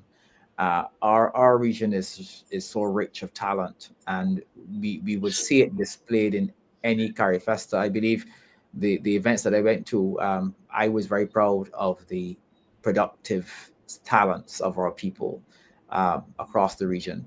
There's no doubt that we have a product that can be used to not only empower our people, but to exchange it for valuable foreign exchange across the world. So having a Carifesta, the region will deliver. We have over 35, I believe, delegations who will come into the particular host country for Carifesta. And it is really for the host country to have a vision as to how you're going to take this rich energy and product and help these enthusiasts to transform and really, reach their true potential. So my takeaway in relation to Carifesta 15 was, yes, it was very glitzy in terms of what the government was doing in terms of the venues. It was obvious to me that the government has started out or wished to make a statement in relation to the venues that it wanted to hoist in the air. I know for a fact that many persons were surprised when they discovered that where the Grand Market was, nobody knew that it was there until, of course, they were trying at the last minute to try and finish various activities, the actual development of the center at Newton. I said on record that I have always been a proponent of developing an artistic center. My concern more was focused in terms of this came, it just came out of the blue. There was no discussion of a budget, even in relation to Carifesta. We're yet to know. I don't believe actually that we'll ever know the true expenditure for Carifesta. I don't think that the government will tell the country what it is. I agree. I agree. I know that because if you had to do just a visual examination or look at what it would have taken, because you had two major projects going on. You had the artistic center at Newton, and then you had the Grand Market. Mind you, the late planning for Carifesta in Barbados meant that the government had to utilize millions of taxpayers' dollars to finish or bring these venues to a state of utility. So rather than utilize the 3 years, because you did have 3 years to plan Carifesta from the last one, you then ended up in a tailspin where you were tight for time. You had little time to bring the facilities to a point of completion. And I know if you go to major providers of services in Barbados, particularly those who provided asphalt and who provide heavy equipment, they will tell you that their services was very much in demand at the umpteenth moment. In fact, Barbados has had to pay premium dollar for the slackness of certain people who did not plan and do the thing properly. So to avoid embarrassment, you had to churn out a lot of money. If you look at that document that I saw, I realized that certainly what went to Parliament in the estimates was $4 million. Yes. And we in 2017, our budget was just around not budget, our expenditure was just around eight point something million dollars for Carifesta. And the reason why we were able to manage that kind of budget is that certainly we felt we should utilize existing spaces. We felt the legacy we wanted to leave was in relation to the schools, for example, a lot of the talent that we have in the schools. So we develop and improve Commonwealth and all of those schools that had, production spaces. We improved them. We didn't see the need to create some kind of facility in the honor of somebody else. That was not what we did. And the LESC, I heard. I want to know about that. Yeah. I heard Dwayne talking about the international buyers. Imagine, and we knew it. Carifesta was held, of course, is held every year during the hurricane season. And one of the risk factors we planned against was in the event that there was bad weather, how do we function? So the planners felt that the LASC, with this already paved facility, a building that was there, was transformed into Grand Market. And remember, I said the creatives in the region will always deliver. The host country has to evolve a vision. And the vision we had, and we for Carifesta 13, was that it ought to promote the creative sector. So the Grand Market was called the Creative Industries Grand Market. And every component of that Grand Market was based on how the creatives who brought their goods to Barbados and persons in Barbados can trade their services and what they made. So we brought international buyers from the United States, from Europe, and I can tell you that several of the creators were able to create linkages, and they were able to enter into some very, very definite contracts by which their goods were mass produced out of Carifesta 13. So I think it's very important. And you see, sometimes we get caught up in trying to create something from scratch. And I can tell you, I did go to the COSOD meeting at CARICOM, and I was able to convince the ministers of culture that Carifesta 13 needed to focus on this sector that we want to create. And we felt going forward, and I'm sure at the level of CARICOM, there's a thinking that Carifesta ought to be used as a showcase of the culture industries, and to link that into what governments are doing to convert talent into foreign exchange. Now, Barbados should have been no different. And in fact, one of the things that cloud our judgment politically is we seem not to want to tap in on to the energies of persons who've done this thing before. So someone mentioned to me that interestingly in Barbados, you had a minister of culture who led Carifesta 13, but had no involvement in Carifesta 15. I would have still given my views freely if it was asked. I would still indicate but Mr. Lashley, I want to ask a question. I was and Dwayne can jump in, and you know, I see I know this is not necessarily ZICO's area, but he can jump in at any minute. But I was wondering, couldn't we have transformed the gymnasium for the grand market? You know, we have the, as you said, the outside is already paved, and we have the room inside. You know, because they still had to bring a stage in at the place. So there's that place there where the grand market is. It's not going to be a permanent stage there. It seems that you will always have to fly a stage in. So what I'm trying to do is I genuinely wanted to know if we could have used what we already have and improved on those areas. I don't know if Mr. Dwayne Grazette know anything about the gymnasium and whether that could have been used. Before Dwayne gets in, Yes. I think it is very important that we give ourselves the adequate time to plan infrastructure. Rushing into it and doing it in a shoddy way does not help either Barbados. It doesn't help the economy in any way. You can, for example, create a facade. I don't think the facility at Newton is completed, and certainly I don't think that the facility at Waterford will actually do what they have said they want to do. You recognize that what you have is some very big tents in the air in a country that is hurricane prone. And if you remember that we had similar structures at the NCF for a particular Carifesta, and we just had a storm tore it away, and they had to be dismantled. So I am saying that you can do all this stuff to make it look pretty. Is it practical? And one of the things I wanted to hear, because I didn't want to speak even before, and I know the creators don't want to speak, but one of the things that I think ought to have happened is that I asked the question whether any input of the creative sector went into these facilities. I am one who is a proponent of having an arts, a national artistic center, but I also feel that the people who have to use it should be the ones to say and to give their input as to how it should. So you need time to do it. I think what we did was to use existing facilities. It saved money and it was practical.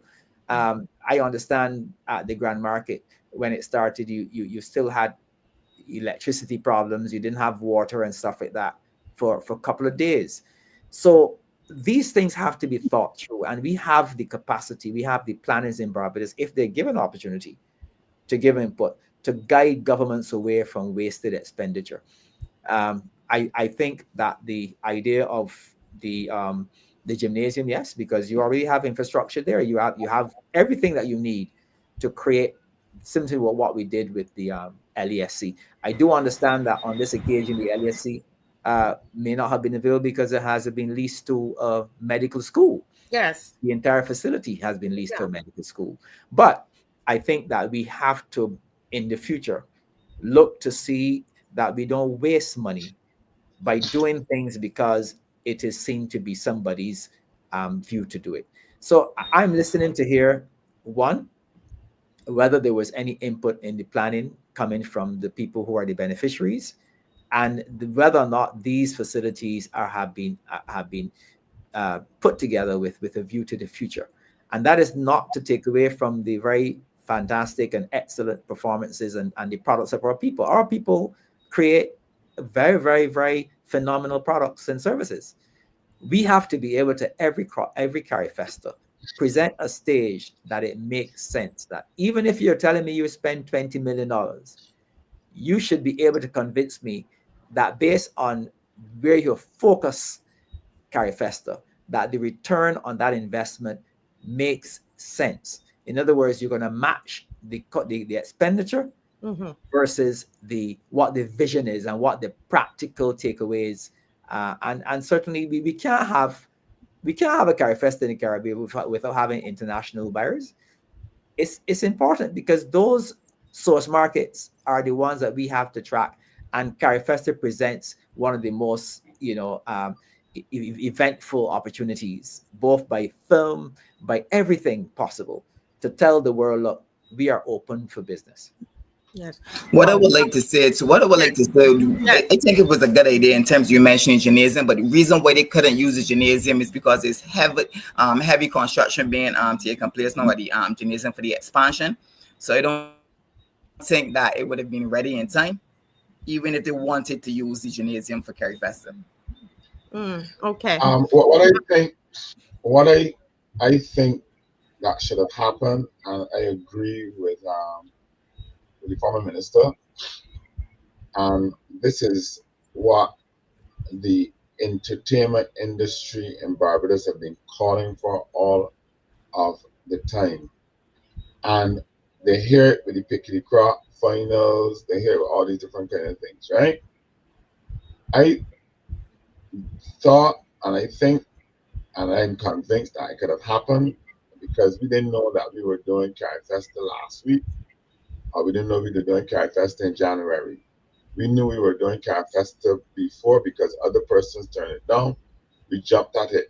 That should have been a great opportunity for the government to say, look, let's invest in a multi-purpose venue for culture, the cultural industries. That is where the money should have gone, not in those big tents and these different kind of things. The center up in Newton is a good idea, but it should have been more space, right? It should have been more space, and it should have been well done because we have spaces in Barbados where they do shows and stuff like that that does not have proper box office facilities, does not have good backstage facilities, dressing rooms. The artists got to be in tents, all these different kind of things, proper bathrooms, for the patrons, proper seating, right? We should have created like how they have the gymnasium, which is primarily for sports. We should have taken that money and invested for a facility which is for the entertainment, and we could have had around the venue with the places with stuff where you can have the Grand Market too as well, and have it as one major location that everybody trek to, right? We got to look at the traffic management, parking, all the different kind of things that we should have done, and have a venue like we have the LESC, which was for conferences and stuff like that. We should have had something built primarily for this kind of cultural activities, so that people could do plays in it after, so that people could do shows.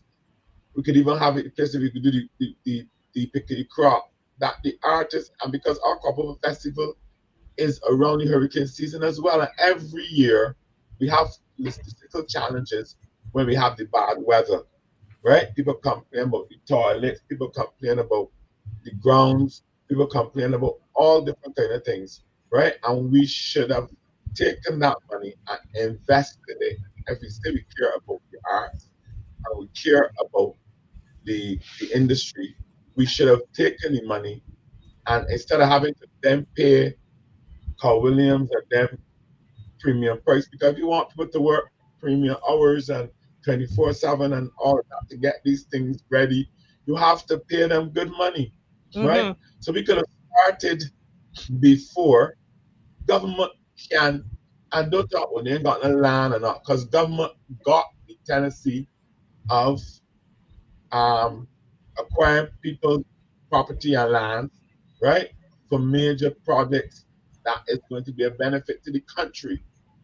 So we could have done that and start to do the thing, right, properly, so that we have, when we finish with Carifesta, there's something that you can take away. You can say, look, this is an investment that can last the next 50 years. That is what I believe, right? And Question to you, Adrian. So just in response, playing devil's advocate. So what if they had said that the reason why they didn't do it is because one, they already invested heavily in terms of the art center they have, I think opposite Newton or something like that, develop the barn looking like thing, talking about. Right. And then also too, in terms of the botanical gardens itself. So saying that they already invested into that being a entertainment hub, that's the reason why they wouldn't want to then separately go and invest into another venture to host said events. Because really and truly, if you look at really and truly in terms of her speech when she said, what we say about a good and faithful servant, we listen to the people. The intention was never for it to be a permanent structure, whatever that thing's supposed to be. So clearly, I think their thinking was that we already invested into botanical gardens and to the new art center in Newton. So why would we continue then to take the taxpayers' money and then why we get the taxpayers' money to buy the 5 or 6 of those tents that they brought from China, right, to put down there? Then they can say, okay, we're going to use them now after the Carifesta because people say how beautiful they look and this and that. And at the end of the day, the Botanical Garden is the open air venue, right? There is a need for a venue that is covered, that has nice seating. They got rooms, they got changing rooms, right? They got box office facilities out front. They got. And then they were saying, and then in response to that, then you would say then the gymnasium. But the reason why they couldn't use the gymnasium this year is due to the expansion that is already taking place at the gymnasium. So they could also say that as well. We already have the gymnasium that holds a capacity of how much it holds, 5,000 or so. Mm-hmm. And realistically, Barbados does not have that magnitude of events yearly round to hold that capacity above 5,000 people. But you have to remember, Zico, that the gymnasium is primarily for sporting activities. Right? Correct. When you have an event in the gymnasium, you have to bring in stage, lighting, and sound, right? Mm-hmm. Then you have to be scrambling about to find out where you're going to put the dressing rooms and these different kind of things. Then if you have a major but then you're gonna have to answer the question, how would you be able to sustain it if you don't have that much events that actually carry that numbers? We just have events every single week, every month. There's got big events, right? That be happening. In December they're gonna go, or in November they're gonna go tons of events, big shows. They're gonna go all kind of different things that they're gonna got happening that the venue will be there. Because, like for instance, at Crop Over, they said that they could not hold the pick of the crop finals down at Kensington over because there was CPL cricket and this and that and that and the next, right? Which I thought was a lot of rhetoric, and I do not like people who try to, and that is one of the reasons why I just get angry with this government, because they tell too much lies and untruth, right? To make themselves look good. And it's all about public relations and facades and glitz and glamour and all these things, right? To distract the public from what is the real issues and what is really going on, what is practical. Yeah. You have people who are placed in these places who does not understand the thing. It got square pegs in round holes. DWAYNE, because of time, let me. We're gonna have to continue this, DWAYNE, and but let me say something, because you are asking some very good questions, ZICO, and so I want to attempt to answer some of them because, DWAYNE and I, we would be practitioners. We are people who rent spaces and who put on events, produce events, etc. And what I'm going to share with you is what I would have spoken to other large producers in Barbados. He would do things bigger than I do, and without discussing with DWAYNE, they're making the same suggestion. So look on the screen, ZICO. This is a center in Tobago, which is called the Shaw Center. I don't know if you've been to Tobago. Anybody on the panel or anybody been to Tobago? Okay. Now, a facility like this, Mr. Minister Lashley, right now Dave is showing inside. It's not, doing this picture doesn't do justice to it, but this facility seats about 3,000 people. Now that Tobago is way, like, probably about 50 to 70,000 people live in Tobago, right?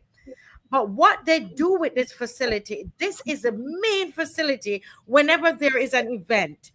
And they have done it in such a way that they have beautiful seating, it's air conditioned, beautiful bathrooms, great lighting, fantastic sound. When I tell you, dressing rooms, everything. And if you go there, because we were trying to rent it for something for Praise Academy Barbados, we could not attract 3,000 people. But they have done it in such a way where parts will be blocked up and you can get a smaller theater in it. But you have a space. Yes, you have a space. There you go. It's very similar. But you have but with the LASC, though, you have to bring a stage in. With this, you don't have to bring anything in. Okay? This is a state-of-the-art theater, which we do not yet have in Barbados. Somebody will say we have Frank Coloma Hall, but that is set up for music. If you're somebody who is accustomed to doing musical theater productions, the Frank Coloma Hall is not the best for that. Okay, we have the Daphne Hackett Theater, and that is semi-state of the small, and you still have to bring in, the last time I used it, lighting and sound. You understand? That is a bit better than well, you still, I mean, the stage is there. So what DWAYNE is saying is that I don't know if it could have been done this time around, but we're just saying that what we need a state-of-the-art space that we can, when crop over comes, it becomes the place. When Praise Academy wants to go in, it can become smaller. It can do the same way how they're able to use this Shaw Center in Tobago. We need a state-of-the-art theatrical place. In Trinidad, they have them in the south. They have one in the south. I forgot the name of it. They have one in the north that I'm telling you, you would think you're in America, when you see these spaces. The reality is that we don't yet have that in Barbados. So at the end of this entire Carifesta, the space that's there with the Grand Market, we can't really do, a state of the art. Keep using that theatrical production there. You have to fly everything in order to get it done, right? And I think that's what DWAYNE is saying. And your point is taken about the gymnasium not being ready. I think that would have been the next best place. The only thing with that, the gymnasium is great, air conditioned, seats are there, you have the bathrooms, you don't have enough dressing rooms, and then you also don't have a stage, you don't have the lighting, you don't have the sound.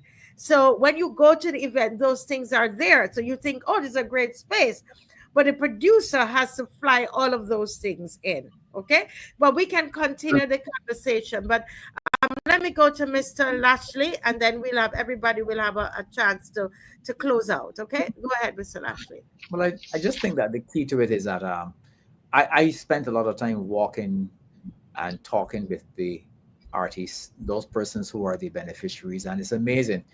And in relation to the National Artistic Center, what I would want to know, because in terms of measuring value for dollar investment, is the extent to which the utility would have been tested in terms of those persons who are the beneficiaries. Because if that happened, then what makes a lot of sense is that you don't end up with wasted dollars. Because from the onset, even if you were pushing it for Carifesta, then you do it based on some kind of consultation where the beneficiaries are going to say to you, look, if you're going to do this, if you're going to spend $10 million or whatever, it's best to do it this way. even if you can only do half of it, have it finished for Carifesta. So when I raised the point about the expenditure, I think, you know, what the government may have got itself caught up in is in trying to impress Barbadians and the region by saying we can do this, but then at the end of the day, you're going to have to probably get back to the drawing board, and dollars would have been spent in a way that didn't make sense to the people who are the beneficiaries. So I believe that any assessment of these facilities, and I hope the government, you know, is going to come to the country and explain it, but that this investment must be matched based on common sense and based on the fact that this is meaningful in terms of where we're going forward with the creative sector. And those are really my prime concerns in relation to it. I don't believe, and I would not be one to say that money should not be spent for the creative sector. We spent money, and I insisted that we spent money for the creative sector. What we want to do, though, is to do it in a way that makes sense and is not just putting it up as for the glitz and say, well, look, we did this. At the end of the day, the legacy of any Carifesta is going to be in terms of the utility of the spaces and whether the spaces can do what the artists would like to do it in expanding their business beyond Barbados. Yeah, yeah. And Mr. Grazette, your final word. We have a minute before I don't want, Marcia, I do not want to be critical. I want to add.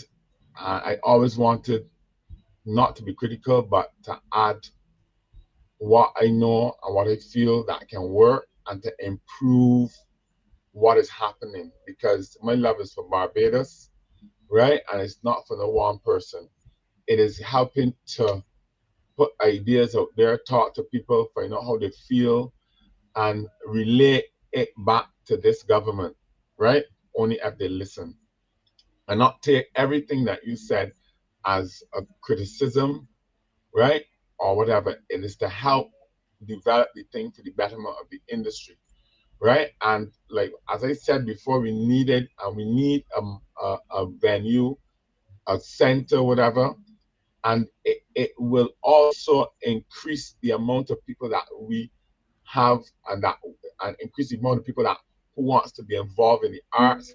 Like, for instance, you're going to be giving jobs to guys who wants to do sound, who wants to do lighting. Because these venues still has to be maintained after the fact, right? And my concern is when we put these venues here, now that they're saying that we have for the Carifesta, how are they going to be maintained? How are they going to be used to generate income back for this country? And all of these things are things that has to be talked about and has to be discussed and should have been planned for. Because, like, for instance, when they did the same Richard Stout facility, they had to take them to the next year when crop over come to be scrambling, right? When they had a whole year, a whole 12 months after that to help develop it. Actually, it had 2 years, 2 years, right? That they had clear to finish develop the venue. Where it got to be always a last minute thing with this government. It's always last minute, helter-skelter, rush down, and it does not then deliver on what it's supposed to deliver. And that is my problem. And I always try to say that. And every time I speak and every time I say something, I'm consistent with saying the things that I'm saying because I care. And it's not because I want nothing for this government. I don't want the publicity, nothing so. All I want is for the cultural industry to grow. And because Trinidad will have all of these great facilities and do all of these things because it's within their culture. And that is where it comes from. It's supposed to be, as I said earlier before, you have to have the passion for it. And it can only work if you have the passion. And these people don't have the passion. They just use the creative industries for their own benefit, right? Because, and I will tell you why I say that, right? In 2008, right? Half a minute because we passed the time. We have to bring you back. So take half a minute, yeah. There was a particular artist, right, that they wanted to get his song for the campaign song, right? And they promised all kind of thing. We had a meeting at the current prime minister's house from 9 o'clock in the night to 4 o'clock in the morning, and watching videos and thing with music and all that, right? She get the boy song, only give half the money, and he never see another cent, and this fighting down to this day still, right? So what that tells you, that they don't care, and that artist just take up his money, his time, and invest, do his own events and all kind of thing, right? To help propel, and he's always be getting fight down. And I felt bad, you know why I felt bad? Because they took him there. The Democratic Labour Party was paying more than $25,000 for the song, and they didn't want an exclusive. And what this current prime minister offered to pay him was far less than half, right? But then there's no thing for that art, and that artist does be stepping out the box and doing things, investing his own money, his own time, right? And these are the things that really bothers me. They really, really bothers me. So they don't care about the industry. I would like them to pay more interest in the industry, because it can make Barbados rich, because the creative industries has a lot of money in it, and you know it, Mr. Lashley, you know it, Marcia. The creative industries can make money, and it can pull along so many people with it. So many people that can pull along with it. So Dwayne, listen, I'm always passionate. You arouse my passion again for the arts whenever we have these discussions, and it'd be great if we, it's so nice if we could be in a physical place, face to face, ZICO and Mr. Lashley. We're going to have to arrange that, and where we can be feeding off each other and really like a think tank and just talk. I think that would be wonderful. ZICO, any final words you have to say? Don't give me a long half minute as Mr. Dwayne, but do you have any thoughts to end up with? Yes, what I would like to say is just this current administration, its biggest weakness so far, especially, is the mishandling of youth and culture within Barbados. The same way they put the emphasis on, in terms of exports, in terms of product, and in terms of tourism, they need to start thinking about the exportation of our cultural imagination as well, and our creatives as well. I just would like to say that. To invest in the youth, continue to put some more programs in place, keep them active and keep them going. So that's what I'd like to say. Yes, and I want to thank Mr. Lashley for joining us this evening. And we didn't even say congratulations. I got up one morning and saw you were a vice president, I think, of the Democratic Labour Party. I didn't even know. Are you running for office again? Are you going to be a candidate? I can't hear you. Did you turn off your mic deliberately? No, you've asked me if I would be a candidate again. Not as part of my human intention at this point in time. He should. But I am going to be helping the Democratic Labour Party from inside. I believe that there certainly can be an alternative to what's happening in Barbados, and listening to the voices of the people will be something that I will be doing. But in terms of running for office, you probably wouldn't see me running for office.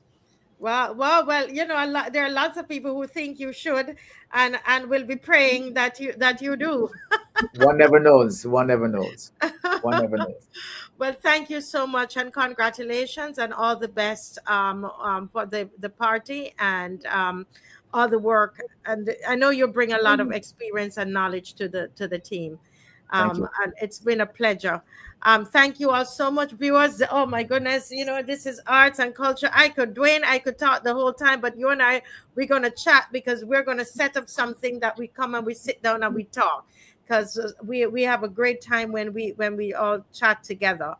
On the screen, you're going to see the protest march that is scheduled for Saturday at 10 o'clock, starting from Kensington Oval to Independence Square. And we're inviting you to come. It says if this is noise, then make more noise. They told us all we do is make noise. But we're getting bills amended and we're getting lots of things happening. But you know, they want to make sure we don't make any noise. So we say we're going to make more noise. All right. So see you all on Wednesday. We have our show again, and on Friday, and then we're out again on Saturday morning at 10 o'clock. God bless you. Thank you, guests. Thank you. Good night. For joining us. Thank you so much. Thank you. Cover in the air, let the leaders hear. If this is noise, then we join make noise tonight. If this is noise, then make more noise. Noise is power, the people voice. Yeah. Bring your drum, your whistle, your gun shell clear. Back over spoon, let them all hear. If this is noise, then make more noise. Noise is power, the mass. Bring your drum, your whistle, your gun shell clear. Back over spoon, let them all hear. They call it noise, but we call it might. The sound of the people demanding what's right. From the gap to the gully, from the hill to the shore. Noise is resistance, we want more. Pressure, pressure, pressure them. Noise, noise, noise, make more. Stand up strong, people unite. Noise is power, we can fight. Pressure, pressure, pressure them. Noise, noise, noise, make more. Stand up strong, people unite. Noise is power, we can fight. Asian blocks united, strong together. Marching in sun, marching in bad weather. We love Barbados, so we resist. Noise is the weapon they can't dismiss. If this is noise, then make more eyes. Noise is poetry wise. Bring your drum, your whistle, your conch shell clear. Back over spoon, let them all hear. If this is noise, then make more eyes. Noise is poetry wise. Bring your drum, your whistle, your conch shell